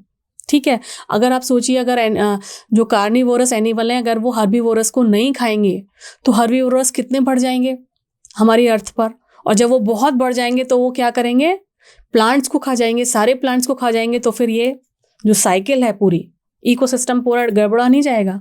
प्लांट्स ही खत्म हो जाएंगे तो ऑक्सीजन कहाँ से आएगी, ऑक्सीजन नहीं है तो वो कोई किसी भी लेवल का, चाहे वो फर्स्ट लेवल है, सेकेंड लेवल है, थर्ड लेवल, पूरी फूड वेव जो है डिस्टर्ब हो जाएगी। सो जो प्रीडेटर है, जो प्रीडेशन है, this is again very very important. किस लिए है, हमारी जो एक लेवल से दूसरे लेवल पर जो एनर्जी ट्रांसफर हो रही है उसके लिए ये बहुत इंपॉर्टेंट है, और एक इकोलॉजिकल बैलेंस बनाने के लिए भी प्रीडेशन बहुत ही इंपॉर्टेंट रोल अपना अदा करता है। ठीक है, सो सब ये एग्जाम्पल तो हम सारे ही जानते हैं, टाइगर एंड डियर वाला। लेकिन इसके अलावा अगर आप बात करें स्पैरो की, जो कोई एक सीड खाती है, तो ये भी स्पैरो उस सीड के लिए प्रेडेटर का ही काम कर रही है, खा तो उसी को रही है ना, लाइफ तो सीड में भी होती है ना। तो यहाँ पर ये example sparrow eating any seed no less than predator, यहाँ पर भी ये इसी कैटेगरी में आएगा। Although animal eating plants are categorize separately as a herbivore, लेकिन हर्बीवोर हैं, लेकिन अगर हम जब यहाँ पर म्यूचुअल इंटरेक्शन की बात करेंगे तो it is not very different from the predator. ठीक है, जैसे, और ये सब हो क्यों रहा है, ये मैंने आपको बताया, एनर्जी ट्रांसफर के लिए हो रहा है, conduits of energy transfer from different trophic level, one level to another। तभी हमारी जब एनर्जी की ट्रांसफरिंग, तभी जो है पॉपुलेशन कंट्रोल में आती है, किसकी, प्रे की। इसलिए प्रीडेशन भी बहुत ज़्यादा इंपॉर्टेंट होता है। ठीक है, but for predation prey species could achieve very high population density and cause ecosystem instability. Predation के लिए इनस्टेबिलिटी दे देगा अगर प्रीडेशन नहीं होगा, या हम उसे रोक लेंगे। ठीक है, सो अनदर एग्जाम्पल जो एनसीईआरटी में डिस्कस किया गया है कि अगर हमने प्रीडेटर हटा दिया कि भाई प्रीडेशन बहुत गलत चीज़ है। अगर हम ऑस्ट्रेलिया में, एक ऐसा ही केस हुआ था कि ऑस्ट्रेलिया में अर्ली 1920s एक cactus plant, prickly pear cactus plants introduce किया गया था फॉर ब्यूटिफिकेशन। और तो जब वो इंट्रोड्यूस किया वहाँ पर, तो वो वहाँ है, उसको पूरे रिसोर्सेज मिल रहे हैं, उसको कंट्रोल करने वाला कोई नहीं है, तो वो बहुत तेज़ी से फैल गया। जब वो बहुत तेज़ी से फैल गया तो उसको कंट्रोल करने के लिए उसके जो ओरिजिनल लोकेशन थी वहाँ से एक मॉथ मंगाया गया, उसको नेचुरली लिमिट में रखने के लिए। ठीक है, तो इस तरीके से जो हमारे प्रे है उसको कंट्रोल करने के लिए, एक किसी भी स्पीशीज़ की लिमिट में उसको रखने के लिए हमारे प्रीडेटर की, या उसकी जो जिसके ऊपर वो डिपेंडेंट है ना, जिसे वो खा सकता है, उसकी बहुत ज़्यादा ज़रूरत होती है। तो इस केस में मॉथ को इंट्रोड्यूस किया गया कैक्टस फीडिंग प्रीडेटर की फॉर्म में फ्रॉम इट्स नेचुरल हैबिटेट। ये कहीं और से लेके आए थे और उन्होंने अपने कंट्री में इंट्रोड्यूस कर दिया था, क्या, प्रिकली पियर कैक्टस, ब्यूटिफिकेशन के लिए। पर जब इसका प्रीडेटर वहाँ नहीं था तो इसे किसी का डर नहीं था, तो ये मल्टीप्लाई होता गया और इसने इतना ज़्यादा मैस क्रिएट कर दिया कि इसको कंट्रोल करने के लिए इसकी नेचुरल प्रे को, दैट इज़ अ मॉथ, इसको दोबारा से उसके नेचुरल हैबिटेट से बुलाया गया, इंट्रोड्यूस किया गया ऑस्ट्रेलिया में, फिर इसकी जो पॉपुलेशन है उसको कंट्रोल किया गया। So this is how we can understand the importance of predator. Prey predator जो रिलेशनशिप है उसमें प्रीडेटर की क्या इंपॉर्टेंस है, आप इस एग्जाम्पल से बहुत अच्छे से समझ सकते हैं। Biological control method adopt in agriculture pest control are based on the ability of predator to regulate prey population. Biological control जो हम करते हैं एग्रीकल्चर पेस्ट कंट्रोल करने में, एग्रीकल्चर में जितने भी पेस्ट होते हैं वो जो खा जाते हैं अनाज को, तो उस पेस्ट के ऊपर भी हम कुछ इस तरीके के रेगुलेटरी वो लेकर आते हैं कि जो प्रीडेटर हों जो उस पेस्ट को खा जाएं। ठीक है, उसमें भी इसी चीज़ों का ध्यान रखा जाता है। ठीक है, और प्रीडेटर क्या करते हैं, प्रीडेटर किसी भी स्पीशीज़ की डाइवर्सिटी मेंटेन करने के लिए भी काम आते हैं, क्योंकि वो एक साथ तो किसी कम्युनिटी को ख़त्म करेंगे नहीं, है ना, बहुत सारी स्पीशीज़ हैं। प्रीडेटर कभी किसी को खाएगा, कभी किसी को खाएगा, तो वो किसी भी स्पीशीज़ को ख़त्म नहीं होने देगा और उसकी डाइवर्सिटी को मेंटेन करने का भी काम करते हैं, ठीक है, क्योंकि उनकी आपस में जो है इंटेंस जो कंपटीशन है वो खत्म करेगा, क्योंकि प्रेडेटर के डर से सब लोग आराम से रहते हैं, भागते हैं और अपना काम आराम से उस पर्टिकुलर एरिया में कर रहे होते हैं, ठीक है। ऐसा ही एक एग्जाम्पल, दूसरा एग्जाम्पल जो डिस्कस किया है आपकी एनसीईआरटी में, वो है पिज़ास्टर वाला। ये एक तरीके की स्टार फिश होती है, अमेरिकन पैसिफिक कोस्ट एरिया में पाई जाती है। इसकी इंपॉर्टेंस देखने के लिए उस पर्टिकुलर एक्सपेरिमेंट में, फील्ड एक्सपेरिमेंट में, इस पिज़ास्टर स्टार फिश को हटा लिया था। जब इस स्टार फिश को वहाँ से हटा लिया तो इन्होंने देखा कि मोर देन 10 स्पीशीज जो इन्वर्टिब्रेट स्पीशीज थी वो एक्सटिंक्ट हो गई with in an year, surprisingly. क्यों? क्योंकि उनके बीच में आपस में इंटर स्पेसिफिक कॉम्पिटिशन हो गया। Can you understand? लाइक अगर घर से मम्मी चली जाए तो क्या होता है, बच्चे आपस में इतना मैस क्रिएट करते हैं, आपस में लड़ाई झगड़ा, सारे के सारे सुपर हीरो उस टाइम बन जाते हैं, डिशुम डिशुम करके एक दूसरे की हालत ख़राब कर देते हैं। जब मम्मी मार्केट से वापस आती है तो देखती है पूरा घर भी खराब पड़ा है और बच्चों में भी किसी का हाथ पैर टूटा पड़ा है, किसी के दांत टूटे पड़े हैं और दोनों रो रहे हैं, एक दूसरे की शिकायत कर रहे हैं। What does it mean? Predator या फिर एक सुपीरियर पावर उस पर्टिकुलर एरिया में होना ज़रूरी है, सभी को अपने अपनी लिमिट में रखने के लिए, है ना। सो इंटर स्पेसिफिक कॉम्पिटिशन हो गया उनके बीच में, और जब इंटर स्पेसिफिक कॉम्पिटिशन हो गया तो वो जो इन्वर्टिब्रेट्स थे वो एक्सटिंक्ट हो गए, ठीक है। सो this is how predator is also very very important. जितने भी एग्जाम्पल आपकी एनसीईआरटी की बुक में दिए हैं आपको सारे के सारे लॉजिकल रीजनिंग के साथ याद करने हैं, right? Okay, so if a predator is too efficient and overexploit its prey, then prey might become extinct. अगर ये बहुत ज़्यादा too efficient है तो prey भी जो है extinct हो सकता है, and following it the predator will also become extinct for lack of food. जब prey चला जाएगा तो फिर क्या होगा? predator भी चला जाएगा। इसलिए आपने ये देखा होगा कि जो प्रेडेटर है वो बहुत इंटेलिजेंट भी होता है, उसको यहाँ पे प्रूडेंट टर्म दिया गया है। लाइक आपको पता है कि अगर एनिमल ने या लायन ने जंगल में अगर वो भूखा बैठा हुआ है और उसने एक बहुत सारे हिरन भाग रहे हैं, वो सिर्फ एक ही को पकड़ेगा, एक ही को खाएगा, और जब अगर उसने खाना खा लिया तो ऐसा नहीं है उसके सामने से बहुत सारे एनिमल्स जा रहे होंगे तो जाओ कि भाई ये तो मेरा प्रे है, मैं मारूंगा। उसे पता है मैंने अगर आज ही मार दिए, ही इज़ कैपेबल, लेकिन अगर उसने आज ही अपने सारे प्रे को मार दिया तो क्या होगा? उसे पता है कि कल को फिर मुझे फूड नहीं मिलेगा, ठीक है। तो नेचर ने उसको प्रूडेंट भी बनाया है, इतना इंटेलिजेंट भी बनाया है प्रेडेटर को कि वो उतना ही मारेगा जितना उसे भूख है, ठीक है, ताकि उसे पता है अगर ये प्रे सारा खत्म हो गया तो मैं भी लैक ऑफ फूड की वजह से एक्सटिंक्ट हो सकता हूँ, मर सकता हूँ। Prey species have evolve various defences to lessen the impact of predator. जैसे जैसे प्रेडेटर अपने आप को चेंज करता है, ऐसे प्रे भी अपने आप को बचाने के लिए प्रे भी अपने आप को चेंज करता है, ठीक है। तो प्रे क्या करता है? कुछ प्रे हैं जैसे कि हमारे इंसेक्ट्स हुए, फ्रॉग हुए, ये गिरगिट आपने सुना होगा, ये सारे के सारे क्या कहते हैं? कैमोफ्लेज होते हैं। ये जिस एरिया में रहते हैं वैसा ही कलर बना लेते हैं अपने आप को हाइड करने के लिए, ताकि इनका प्रेडेटर इनको ना देखे, है ना। फ्रॉग है, मिट्टी के कलर का होता है, मिट्टी में छुपा रहता है। गिरगिट है, जहाँ पर जाके बैठेगा, प्लांट्स पे है तो ग्रीन हो जाएगा, सॉइल में है तो उसी कलर का हो जाएगा, लाइट ग्रे हो जाएगा। किस लिए? To avoid detect by the predator, easily predator से बचा रहे, इसके लिए वो उसके अंदर ये मॉडिफिकेशन है। कुछ में ये मॉडिफिकेशन है कि वो पॉइजनस हो जाते हैं, अपने आप को पॉइजनस कर लेते हैं, अगर प्रेडेटर खाएगा तो मर जाएगा, तो आगे से छुएगा ही नहीं प्रेडेटर उसको।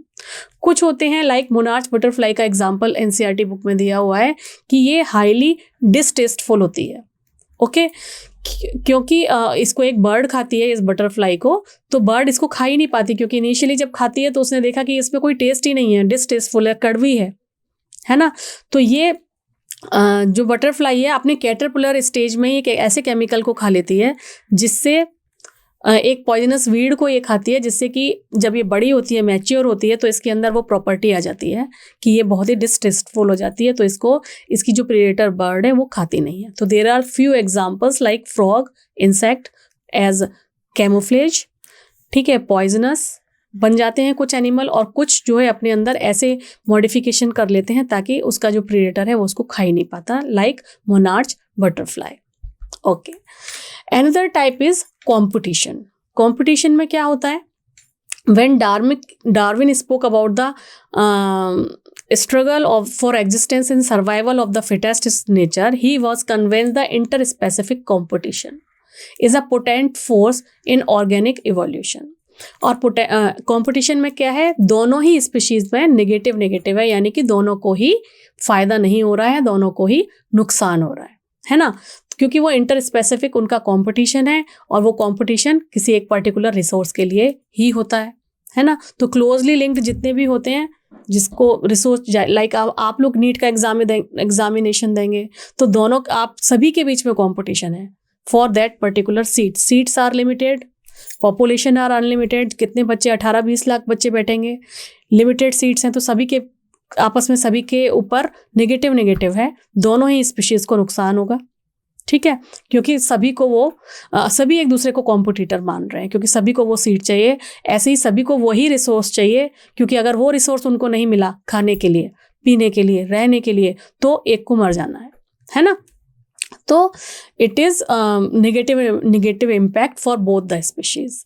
लाइक अच्छा, इसमें ये भी ज़रूरी नहीं है कि वो रिलेटेड स्पीशीज होनी चाहिए, ऐसा कोई ज़रूरी नहीं है. देयर आर सर्टेन एग्जाम्पल्स जो आपकी एनसीईआरटी की बुक ने डिस्कस किए हैं. हाँ, रिसोर्स जरूर सेम हो सकता है. Like in your south American lake कुछ फ्लैमिंगोज, कुछ वर्ड्स हैं और कुछ फिशेज हैं. ये दोनों अलग अलग स्पीशीज हो गई ना.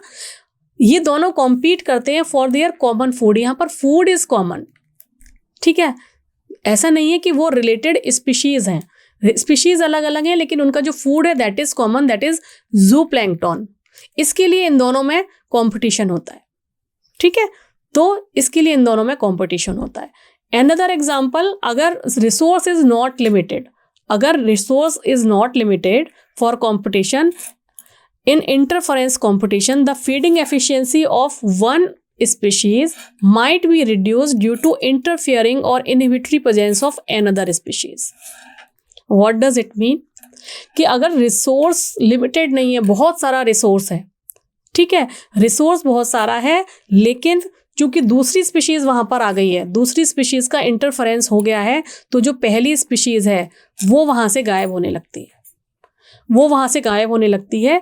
जैसा कि आपकी एनसीईआरटी की बुक ने एक बहुत अच्छा एग्जाम्पल दिया है, जिसे हम अभी चौथे पॉइंट में डिस्कस करेंगे. ठीक है, competition is the best defined as a process. उससे पहले हम ये कंपटीशन की जो दूसरी डेफिनेशन निकल कर आई है उसे डिस्कस करते हैं.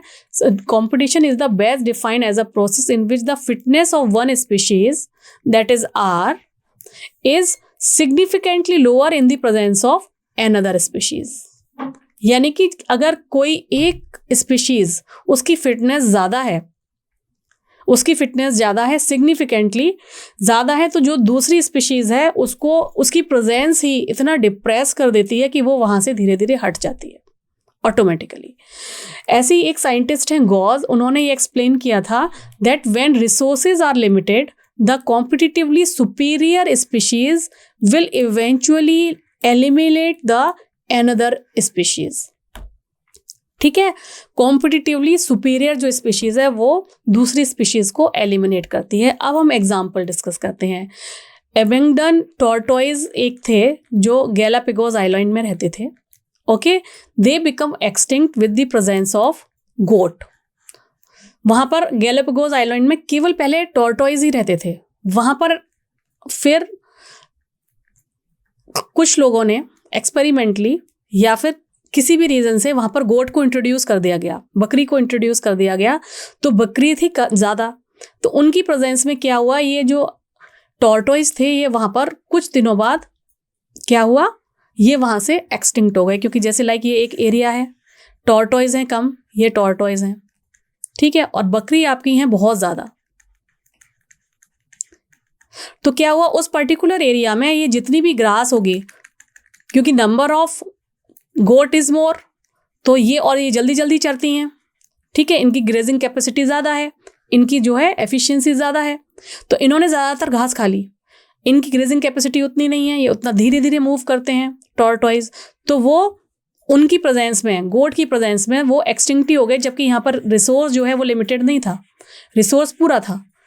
रिसोर्स की कोई कमी नहीं थी, लेकिन because of the presence of goat की प्रेजेंस में, क्योंकि उसकी गोट की जो एफिशिएंसी है वो ज़्यादा है, ग्रेटर एफिशिएंसी है चरने की, घास को चरने की, तो टॉर्टोइज उस कारण वहाँ से एक्सटिंक्ट हो गए।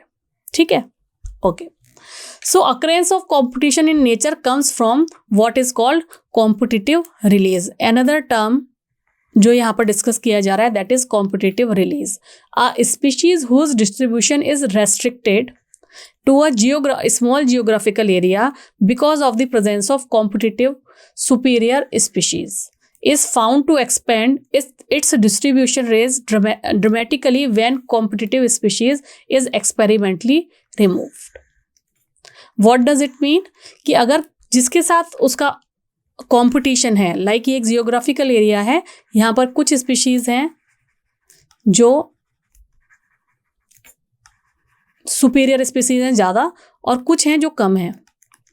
अगर ये सुपीरियर स्पीशीज को यहाँ से हटा लिया जाए, इनको यहाँ से हटा लिया जाए, तो क्या होगा, ड्रामेटिकली जो लोअर कैपेसिटी वाली जो स्पीशीज थी उसकी जो पॉपुलेशन है वो बढ़ जाएगी, क्योंकि कंपटीशन देने वाला वहाँ पर रहा नहीं।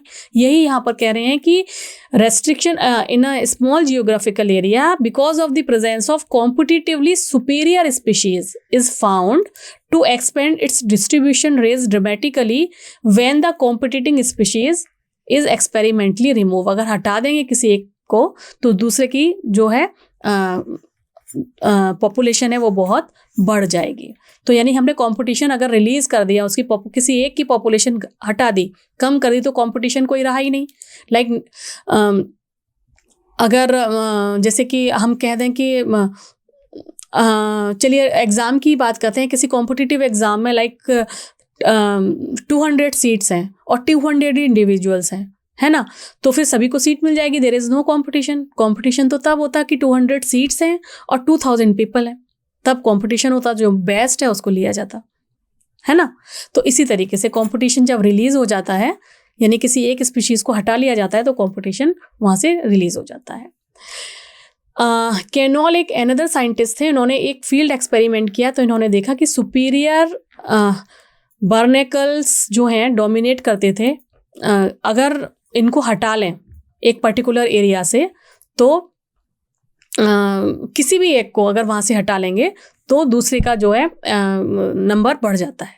ठीक है, उन्होंने ये देखा कि that on a rocky sea coast of Scotland the larger and competitively superior barnacle dominates there and exclude the smaller one. जो स्मॉलर थे उसको वहाँ से उसने हटा दिया ऑफ दैट पर्टिकुलर जोन। ठीक है, ओके। गॉज ने एक अनदर प्रिंसिपल दिया that is competitive exclusive principle. States that two closely related species compete for the same resource cannot coexist indefinitely।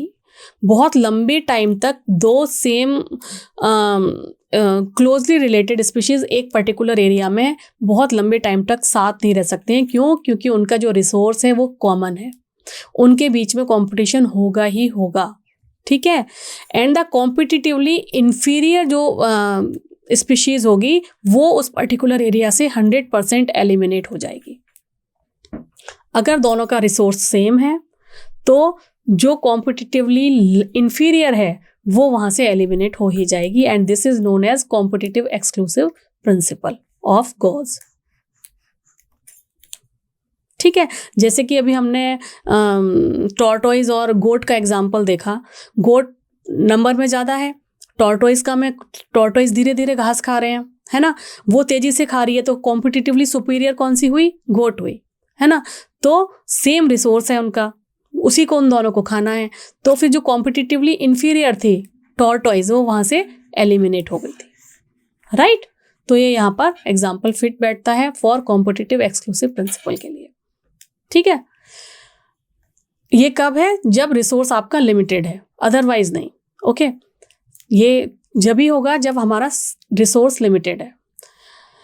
दूसरा एक मैकेनिज्म होता है रिसोर्स पार्टीशनिंग, कि जब भाई एक रिसोर्स की हम पार्टनरशिप कर लेते हैं कि कुछ इस तरीके से वहाँ पर रहने वाले एनिमल्स डिसाइड कर लें कि लाइक अगर कोई एक ट्री है, कोई कहे कि जी ये ट्री है, कोई कह रहा है कि चलो मैं दिन के टाइम पे खा लूँगा, एक कह रहा है मैं नाइट में खा लूँगा, दूसरा कह रहा है कि मैं डे टाइम में खा लूँगा, कोई कह रहा है कि मैं ओके फ्लावर खा लेता हूँ, कोई कह रहा है ओके मैं लीफ से काम चला लेता हूँ। तो उन्होंने क्या किया, अपना अपना पैरामीटर डिसाइड कर लिया कि मैं लीफ को खा के सर्वाइव कर लूँगा, मैं सीड को खा के सर्वाइव कर लूँगा, मैं फ्रूट को खा के सर्वाइव कर लूँगा, राइट। एक कह रहे हैं कि चलो मैं दिन के टाइम में खा लूँगा, ओके मैं रात के टाइम में खा लूँगा। तो उन्होंने कैटेगराइजेशन कर लिया है। तो इस टाइम ऐसे में कोई भी स्पीशीज़ जो है वो एक्सटिंक्ट नहीं होगी। वो उन्होंने क्या किया है, दोनों स्पीशीज़ ने जो सेम रिसोर्स है उसका डिस्ट्रीब्यूशन कर लिया है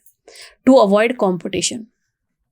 ठीक है, तो मैकआर्थ्यू ने ये बताया था कि 5 क्लोजली रिलेटेड स्पीशीज जो हैं उन्होंने सेम ट्री पर, वार्बलर स्पीशीज ऑफ वार्बलर ने सेम ट्री पर कॉम्पिटिशन अवॉइड करने के लिए को एग्जिस्ट किया। कैसे? अपने बिहेवियरल चेंज को करके, अपने बिहेवियर में उन्होंने चेंज किया। कुछ ने डिसाइड किया हम दिन में खाएंगे, कुछ ने डिसाइड किया हम रात में, एंड फ्रूट के पार्ट्स एंड प्लांट पार्ट्स को डिस्ट्रीब्यूट कर लिया और इस तरीके से वो को एग्जिस्ट रह पाए फॉर लॉन्ग टाइम।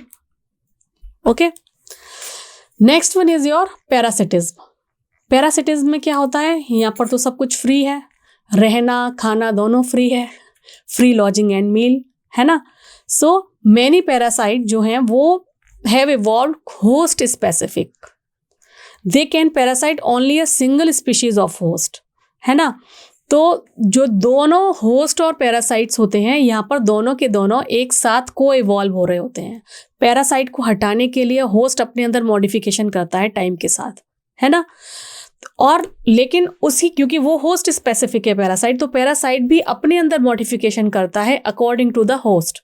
जैसे जैसे वो मॉडिफाई होता जा रहा है, क्योंकि पैरासाइट को भी तो सर्वाइव करना है, वैसे वैसे मॉडिफिकेशन पैरासाइट अपने अंदर करता जा रहा है। नए जो एनवायरनमेंट होस्ट अपने अंदर ला रहा है, अपने अंदर चेंजेस ला रहा है उसमें रहने के लिए। So if the host evolve special mechanism for rejecting or resist the parasite has to evolve mechanism to counteract it and neutralize them in order to successful with the same host species। यानी parasite भी पूरा चालू है ना। बहुत ज़्यादा इसमें भी है कि भाई मुझे भी तो सर्वाइव करना है, मुझे थोड़ा एक्सटिंक्ट होना है, तो वो भी अपने आप को मॉडिफाई करता जा रहा है। Parasite evolve special adaptation such as loss of unnecessary sense organ, presence of adhesive organs, suckers to cling the host. इस तरीके की अडेप्टेशन पैरासाइट करता जाता है। लॉस ऑफ डाइजेस्टिव सिस्टम, अगर वो एंडो पैरासाइट है तो उसे पता है कि जब मैं एंडो पैरासाइट हूँ यानी विद इन बॉडी रह रहा हूँ तो मुझे डाइजेस्टिव सिस्टम की क्या ज़रूरत है, मुझे तो डाइजेस्टेड फूड मिलेगा, उसने वो हटा दिया। वो कह रहा है जब मुझे कुछ देखना ही नहीं है, कुछ ढूंढना ही नहीं है, तो मुझे अपने सेंसरी ऑर्गन्स की ज़रूरत नहीं है, उसने वो हटा दिए। लेकिन हाँ, मुझे फूड कहाँ से मिलेगा, उस ऑर्गन तक मुझे अच्छे से चिपकना है, तो उसने सकर्स और क्लिंग्स को अच्छे से डेवलप किया, है ना। तो इस तरीके से पैरासाइट ने भी अपने आप को इवॉल्व किया है, स्पेशल अडेप्टेशन की है अपने आप को सर्वाइव कराने के लिए। So life cycle of parasite जो है वो किसी एक इंडिविजुअल में नहीं रहती है, इसके एक से ज़्यादा होस्ट होते हैं, 1 और 2 इंटरमीडिएट होस्ट होते हैं, और वी कैन से वेक्टर। ठीक है, जो एक इसका प्राइमरी होस्ट होता है, एक सेकेंडरी होस्ट होता है। जैसे कि ह्यूमन के लिवर फ्लूक के कंसर्न में अगर हम देखें तो इसमें 2 होस्ट होते हैं, एक स्नेल है और एक फिश है, to complete their life cycle. ठीक है, मलेरियल पैरासाइट को अगर हम देखें तो मलेरियल पैरासाइट में जो मॉस्किटो है, it acts as a vector. Mosquito parasite नहीं है हमारे ऊपर, मॉस्किटो वेक्टर है। ये आपको ध्यान रखने की बात है। मॉस्किटो क्या है, इट इज़ अ वेक्टर। ये पैरासाइट ये है मलेरिया का, मलेरियल पैरासाइट है। ठीक है, मलेरियल पैरासाइट को ट्रांसफ़र करने के लिए वेक्टर को, मॉस्किटो को तो सिर्फ आपका ब्लड चाहिए है अपनी भूख मिटाने के लिए, लेकिन मलेरियल पैरासाइट हमारी बॉडी में आके, ब्लड में आके अपने अंडे देता है, वो पैरासाइट है। ठीक है, so malarial parasite need a vector, mosquito to spread other host. Majority of parasite harm the host, they may reduce the survive growth and reproduction of the host and reduce the population density. Parasite that feed on the external surface we can call it ectoparasite, जैसे कि लाइस हो गई, जो जुएं होती हैं, है ना, humans में। टिक्स हो गए, जो टिक्स किसकी बॉडी पर होते हैं, जितने भी एनिमल्स हैं लाइक डॉग, इनकी उस पर जो उनके इंसेक्ट हैं जो उसे ब्लड सक कर रहे होते हैं, टिक्स, वो उनकी बॉडी पर होते हैं। ये एक्टोपैरासाइट कहलाएंगे, जो हमारी आउटर सरफेस पर होते हैं। Many marine fish are infested with ectoparasite copepods. Marine parasite के ऊपर ये छोटे छोटे क्रिस्टेशियंस होते हैं, ये पड़े हुए होते हैं एज अ एक्टोपैरासाइट।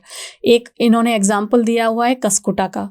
कस्कुटा ये है, it is a parasitic plant commonly found on the hedge plant. जितने भी हेज प्लांट्स हैं उस पर ग्रो करते हैं, और इसके लिए उन्हें पता है हमें तो डायरेक्टली इससे ही अपना खाना पानी लेना है, तो वो अपने अंदर क्या डेवलपमेंट कर लेते हैं कि अपने अंदर क्लोरोफिल बिल्कुल हटा ही देते हैं कि हमें तो सिंथेसिस करनी नहीं है, हम क्यों सिंथेसिस करें, हम तो इसी से खा लेंगे, है ना।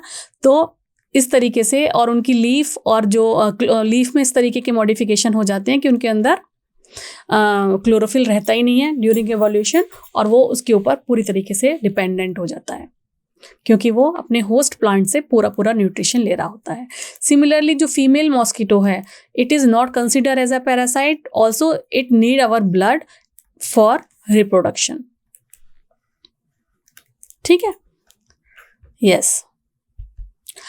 एंडोपैरासाइट कौन से हैं? जो हमारी विद इन बॉडी रहते हैं, like liver, kidney, lung, red blood cells, इन सब में जो रहते हैं वो एंडोपैरासाइट्स होते हैं विद इन अवर बॉडी। और ये एंडोपैरासाइट जो हैं, ये हमारी जो है पूरी की पूरी अपनी life cycle with in body, with in host body, उसमें पूरी चेंजेस, मॉर्फोलॉजिकल चेंजेस इस तरीके से करते हैं, इतने सिंपल तरीके से, जैसे कि अभी हमने डिस्कस किया कि जो चीज़ें उन्हें ज़रूरत नहीं है वो उनको हटा देंगे, और जिसकी ज़रूरत है सकर की, हुक्स की, है ना, स्टिक रहना है, उन चीज़ों को वो डेवलप करेंगे। सेंसरी और उनको उनकी ज़रूरत नहीं है, सेंसरी ऑर्गन हटा देंगे, डाइजेस्टिव सिस्टम हटा देंगे, इस तरीके से वो अपनी बॉडी को चेंज लेकर आते हैं। Another kind of parasitism is brood parasitism. Brood parasitism क्या होती है? ब्रूड पैरासिटिज्म तो एक इस तरीके से, लाइक अगर ये कोई नेस्ट है, इसमें लाइक जो हमारा क्रो है, जिसे हम कौवा बोलते हैं, ठीक है, कौवा बोलते हैं ना क्रो को, इसमें अगर इसके 2 अंडे पड़े हुए हैं तो इसके साथ एक दूसरी बर्ड अपना अंडा यहाँ रख देती है। आपको पता है ना, कोयल कभी भी अपना अंडा अपने घोंसले में नहीं देती, वो हमेशा कौवे के घोंसले में अपना अंडा देती है। क्यों? ताकि यहाँ जो बर्ड आएगी इसको ले डाउन करेगी, ठीक है, इसको जो नरिशमेंट देगी वो इसको भी दे देती है। टाइम के साथ साथ इसके कोयल के अंडे में भी इस तरीके के चेंजेस आ जाते हैं, इसके एग में इस तरीके के चेंजेस आ जाते हैं। It looks like a crow egg. तो जो क्रो है उसको लगता है ये मेरा ही एग है ना, तो वो उसको भी ले डाउन करके जो ऑप्टिमम टेम्परेचर देना होता है और चीज़ें जो नरिशमेंट देना होता है वो उसको भी देती है। तो इस तरीके से, और जब इसका बच्चा यहाँ से निकलता है उसके बाद ये अपनी माँ इसको फुर करके उड़ के लेके चली जाती है, ठीक है। तो इस टाइम पे क्या हो रहा है, जो नरिशमेंट इनको 50-50% मिलना था, 50% इसको 50% इसको, वो अब ये इन तीनों में बट गया। तो 33% सबको मिला ना, है ना, तो उसकी कमी यहाँ पर आ गई। जो इनको 50-50 मिलना था अब वो 33% मिल रहा है, 33.33 यू कैन से, ठीक है। तो इसको बोलते हैं ब्रूड पैरासिटिज्म, जिसमें क्या हो रहा है कि वो अपने वाले का नरिशमेंट बाय डिफॉल्ट वो दूसरे को भी दे रहा है, क्योंकि वो उसे अपना ही मान रहा है, ठीक है। So the parasitic bird lay its egg in the nest of its host and let the host incubate them. Host जैसे अपने वाले को इंक्यूबेट करके रख रहा है, कोयल के एग को भी इंक्यूबेट कर रहा है। During the course of evolution the egg of the parasite bird has evolve to resemble the host egg in size and color to reduce the change of host bird detecting the foreign egg and ejecting them from the nest. वो time के साथ साथ क्या होता है, exactly उसी size का उसी कलर का एग बन जाता है, ताकि होस्ट को ये लगता है कि ये मेरा ही एग है ना। तो इस तरीके से, और जब वो उड़ जाता है तो वो इमोशनल ब्लैकमेल हो गई कि नहीं, इमोशनल हर्ट हुई, तो वो यहाँ पर पैरासिटिज्म का एग्जाम्पल, बहुत अच्छा एग्जाम्पल है किसका, क्रो एंड योर कोयल, इन दोनों का एग्जाम्पल यहाँ पर आता है। Next is your commensalism. इसमें क्या हो रहा है, एक को बेनिफिट होता है और दूसरे पर कोई फर्क नहीं पड़ता, +0 का इफेक्ट है। One species get benefits and the other is neither harmed nor benefited, like an orchid growing as a epiphyte on mango tree। Mango tree इतना बड़ा है, अगर उसके ऊपर ऑर्चिड ग्रो कर रहा है तो मैंगो की सेहत पे कोई फर्क नहीं पड़ रहा है, ठीक है। This is one of the example. Another is some barnacles growing on the back of the whale fish. कुछ क्रस्टेशियंस होते हैं, ये देखिए व्हेल फिश का जो ये मुंह है, ये मैंने यहाँ पर ये पिक्चर लाके आपको दिखाई हुई है, जो वाइट डॉटेड दिख रहे हैं, दीज आर सर्टेन वर्नेकल्स। कुछ क्रस्टेशियंस हैं जो इसके ऊपर जाके बैठ जाते हैं। उससे क्या हो रहा है, ये व्हेल एक जगह से दूसरी जगह मूव कर रही है, दूसरी जगह से तीसरी जगह मिल रही है। एक तो इसको फ्री की राइड मिल रही है व्हेल की, दूसरी ये नई नई जगह पर जाके इसको नया फूड मटेरियल मिल रहा है, जबकि व्हेल इतनी बड़ी है, उसकी सेहत पर इसकी प्रेजेंस से कोई फर्क नहीं पड़ रहा है, इसकी प्रेजेंस से व्हेल पर कोई फर्क नहीं पड़ रहा है। तो दिस वर्नेकुलस गेट बेनिफिटेड, जबकि दूसरे व्हेल को इस पर कोई फर्क नहीं पड़ रहा है, जैसे कि मैंगो को कोई फर्क नहीं पड़ रहा है, ठीक है। Another one is your cattle egrets and grazing cattle. जब गाय भैंस जो चौपाए होते हैं, घास खाते हैं, उस टाइम पर जहां जहां वो अपने पैर रखते हैं, उनके खुर से वो जो घास है वो दब जाती है, राइट। जब वो घास दब जाती है तो घास के अंदर जो छोटे छोटे कीड़े प्रेजेंट होते हैं, वो ये जो आपने देखा होगा जब गाय भैंस खेतों में चर रही होती हैं, उनके ऊपर एक वाइट कलर की छोटी छोटी बर्ड्स उनके साथ साथ घूम रही होती हैं। वो क्यों घूम रही होती हैं कि जब जब गाय और भैंस पैर रखेंगे घास पर, तो घास दबेगी तो वो आराम से वहाँ उस लोकेशन में प्रेजेंट, जैसे लाइक अगर ये एरिया है, यहाँ पर दब गई घास, उसने पैर रखा, तो यहाँ पर जो इंसेक्ट प्रेजेंट है वो आसानी से इसको देख पा लेते हैं और वो उस इंसेक्ट्स को फटाफट से खा लेते हैं। तो घास पर इसका कोई फर्क ये क्या कैटल्स पर इसका कोई फर्क पड़ रहा है? नहीं, कैटल तो अपनी घास खा रही है आराम से, उस पर कोई फर्क नहीं पड़ रहा है ग्रेजिंग कैटल पर हाँ, ये जो हैं अर्गेट्स, इनको ज़रूर फ़ायदा हो रहा है, इनको अपना जो प्रे है वो आराम से दिख रहा है, इनको इंसेक्ट्स आराम से दिख रहे हैं, अपना फूड आराम से दिख रहा है, तो वो बहुत ही क्लोजली रहते हैं इन ग्रेजिंग कैटल के साथ। ये ना गाय को कोई नुकसान पहुंचाते हैं, ना फ़ायदा पहुंचाते हैं। गाय अपना घास खाती है और गाय की हेल्प से ये अपना फूड देख पा रहे होते हैं, ठीक है। क्या देख पा रहे होते हैं? अपने वेजिटेटिव इंसेक्ट्स को देख पा रहे होते हैं। और another example your sea anemone and clownfish। ये देखिए, ये जो सी एनीमोन है, इस पर ये क्लाउनफिश छुपी हुई हैं।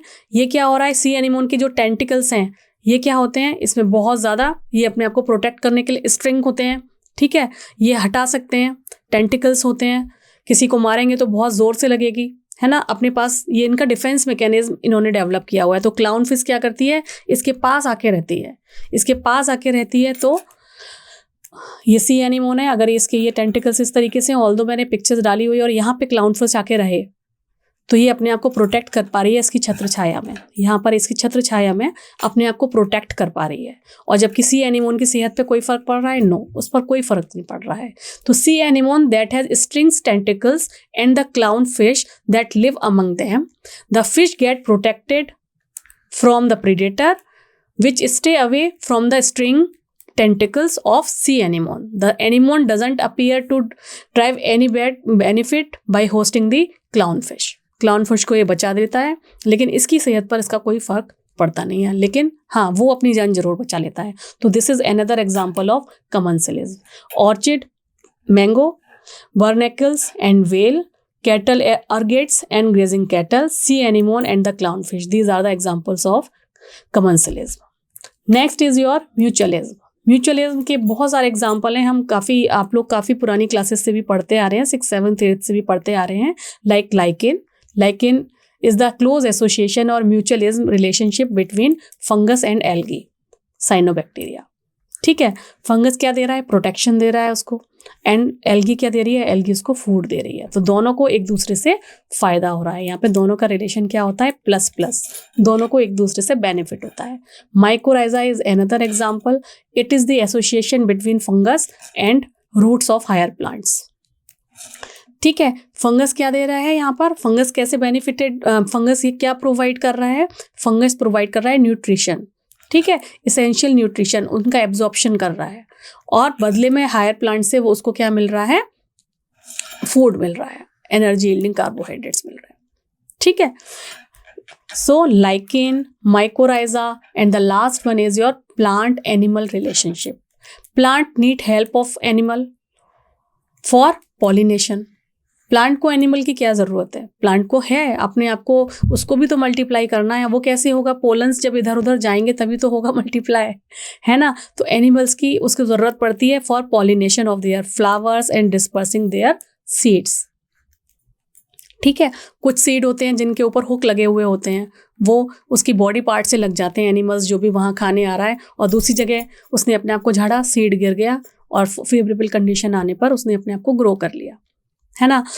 गिलहरी ने नट्स खाए, आम खाया, कोई भी फ्रूट खाया, बीज कहीं और फेंक दिया मूवमेंट के टाइम, तो क्या हो रहा है, इस तरीके से वो पॉलिनेशन में हेल्प कर रहे हैं. इंसेक्ट्स हैं, इंसेक्ट्स गए, उन्होंने वहाँ से नेक्टर लिया फ्लावर से, उसी दौरान क्या हुआ, उनके विंग्स में चिपक गए उनके पोलन ग्रेन्स और वो ट्रांसफ़र हो गए, है ना. तो इस तरीके से प्लांट और एनिमल रिलेशनशिप भी एक एग्जाम्पल है म्यूचुअलिज्म का. तो प्लांट और एनिमल ये भी आपस में को-इवैल्यूएट हुए हैं फॉर म्यूचुअलिज्म के लिए. जैसे कि जो फिग प्लांट है, फिग ट्री की बात कर रहे हैं यहाँ पर. फिग ट्री का जो अपना म्यूचुअलिज्म है, जो उसका दूसरी स्पीशीज़ है जिसके साथ वो रहता है, दैट इज़ वेस्प. ठीक है, ये दोनों एक दूसरे को फ़ायदा पहुँचाते हैं. फीमेल जो वेस्प है वो जाके इसके फ्रूट में जाके अपने एग जो है वो देती है ओविपोजिशन में. ठीक है, वहाँ पर जाके दे देती है, वहाँ बैठती है. उससे क्या होता है कि उसका जो लार्वा है उनको नरिशमेंट मिल रहा है फूड से, इसलिए वो चुपचाप वहाँ गई और बैठ गई, उसको नरिशमेंट मिल गया फ्रूट से. और फ्रूट को क्या मिला, उसी दौरान जब वो वहाँ पर आके बैठ रही है तो उसके पोलन ग्रेन्स उसके साथ चिपक गए, उसके पैरों में, उसके विंग्स में. अब वो जब दूसरे पर जाएगी तो वहाँ पर वो पॉलिनेट कर देगी, उसको ये फ़ायदा हो जाता है ना. तो दिस इज़ अनदर एग्जाम्पल जो म्यूचुअलिज्म का यहाँ पर आता है. ठीक है, तो फिग एंड वेस्प, इन दोनों का एग्जाम्पल यहाँ पर आता है. And the last example is your orchid. Orchid जो होते हैं यहाँ पर बहुत ही अच्छा एग्जाम्पल दिया हुआ है मेडिटेरियन ऑर्किड ओफायरिस का. इसका ये आप देखिए, 2 पिक्चर्स मैंने यहाँ पर डाली हुई हैं. इसमें ये जो ऑर्किड है ये अपनी एक लीफ में कुछ इस तरीके से मॉडिफिकेशन कर लेता है ताकि यहाँ की जो मेल बी है उसको ये लगता है कि ये फीमेल, ये देखिए मॉडिफिकेशन करके ये जो लीफ बनाई हुई है उसको लगता है कि ये फीमेल बी बैठी हुई है. ठीक है, और वो कॉपुलेशन के लिए यहाँ पर जाके बैठ जाता है. ये देखिए सेकंड पिक्चर में कॉपुलेशन के लिए यहाँ पर जाके ये जो मेल बी है बैठ जाता है, जबकि ये फीमेल बी नहीं है, लेकिन अपने आप को म्यूचुअलिज्म यानी अपने पॉलन्स को फैलाने के लिए इस प्लांट ने अपने आप को इस तरीके से मॉडिफाई कर लिया है ताकि वो जो मेल बी है वो वहाँ पर आए, है ना. तो सूडो कॉपुलेशन होता है इन दिस केस, और वो वहाँ पर आके बैठता है और अननोइंगली जब यहाँ से दूसरे वाली पर जाकर बैठता है तो वहाँ पर ये इसके पोलन ट्रांसफ़र कर देता है. ठीक है, तो it is also known as sexual डिके to get pollination done by a species of bee. One petal of its flower bearing uncanny resemblance of female bee in size, बिल्कुल साइज, शेप, कलर सब कुछ वैसा ही होता है. वो unknowingly वहाँ पर जाके बैठता है और सूडो कॉपुलेशन करता है. ठीक है, जब ये सूडो कॉपुलेशन फिर किसी और के साथ करता है तो वहाँ पर जाके पोलन्स को ट्रांसफ़र कर देता है और इस तरीके से फ्लावर का पॉलिनेशन हो जाता है. तो इस तरीके से आप देखिए कि दोनों ने जैसे अगर वो चेंज हुआ है तो प्लांट ने भी अपने आप को इस तरह से चेंज कर लिया है. ठीक है, अगर आगे भी ऐसा हुआ कि मेल भी अपने आप को चेंज कर रही है तो प्लांट भी अपने आप को अगर चेंज कर लेगा तो ये प्रोसेस चलता रहेगा, नहीं तो फिर नहीं चलेगा. और इसीलिए प्लांट ने को इवॉल्व किया है कि मुझे एग्जिस्ट करना है इसी एनवायरनमेंट में, तो उसने इवोल्यूशन के through, evolution millions of years के साथ अपने अंदर ये चेंजेस लेकर आए हैं. So you can see how coevolution operates. If the female bee colour pattern change even slightly for any reason during evolution, pollination success will be reduced unless the orchid flower co-evolve to maintain the resemblance of its petal to the female bee. तो ये sexual deceit हुआ, ठीक है, this is the example of sexual deceit का जो example है, ये बहुत ही इंपॉर्टेंट एग्जाम्पल है जो आपकी एनसीईआरटी की बुक में दिया हुआ है। ओफायरिस का, ऑर्चिड का जो एक टाइप है ओफायरिस का, वो वहां पर दिया हुआ है। इसमें क्या है, लीफ अपने आप को एक फीमेल बी की तरह मॉडिफाई कर लेती है फॉर द पोलिनेशन, ठीक है, okay. So this is all about the population interaction, different kind of graphs जो हमने डिस्कस किए हैं, और इसके साथ आपका ये चैप्टर कंप्लीट होता है। आई होप आपको सारे के सारे पॉइंट्स क्लियर हो गए होंगे। अगर आपके कोई पॉइंट्स क्लियर नहीं है, कहीं आपको कोई डाउट है, तो आप कमेंट सेक्शन में लिखिए, we will discuss this later on. Thank you so much.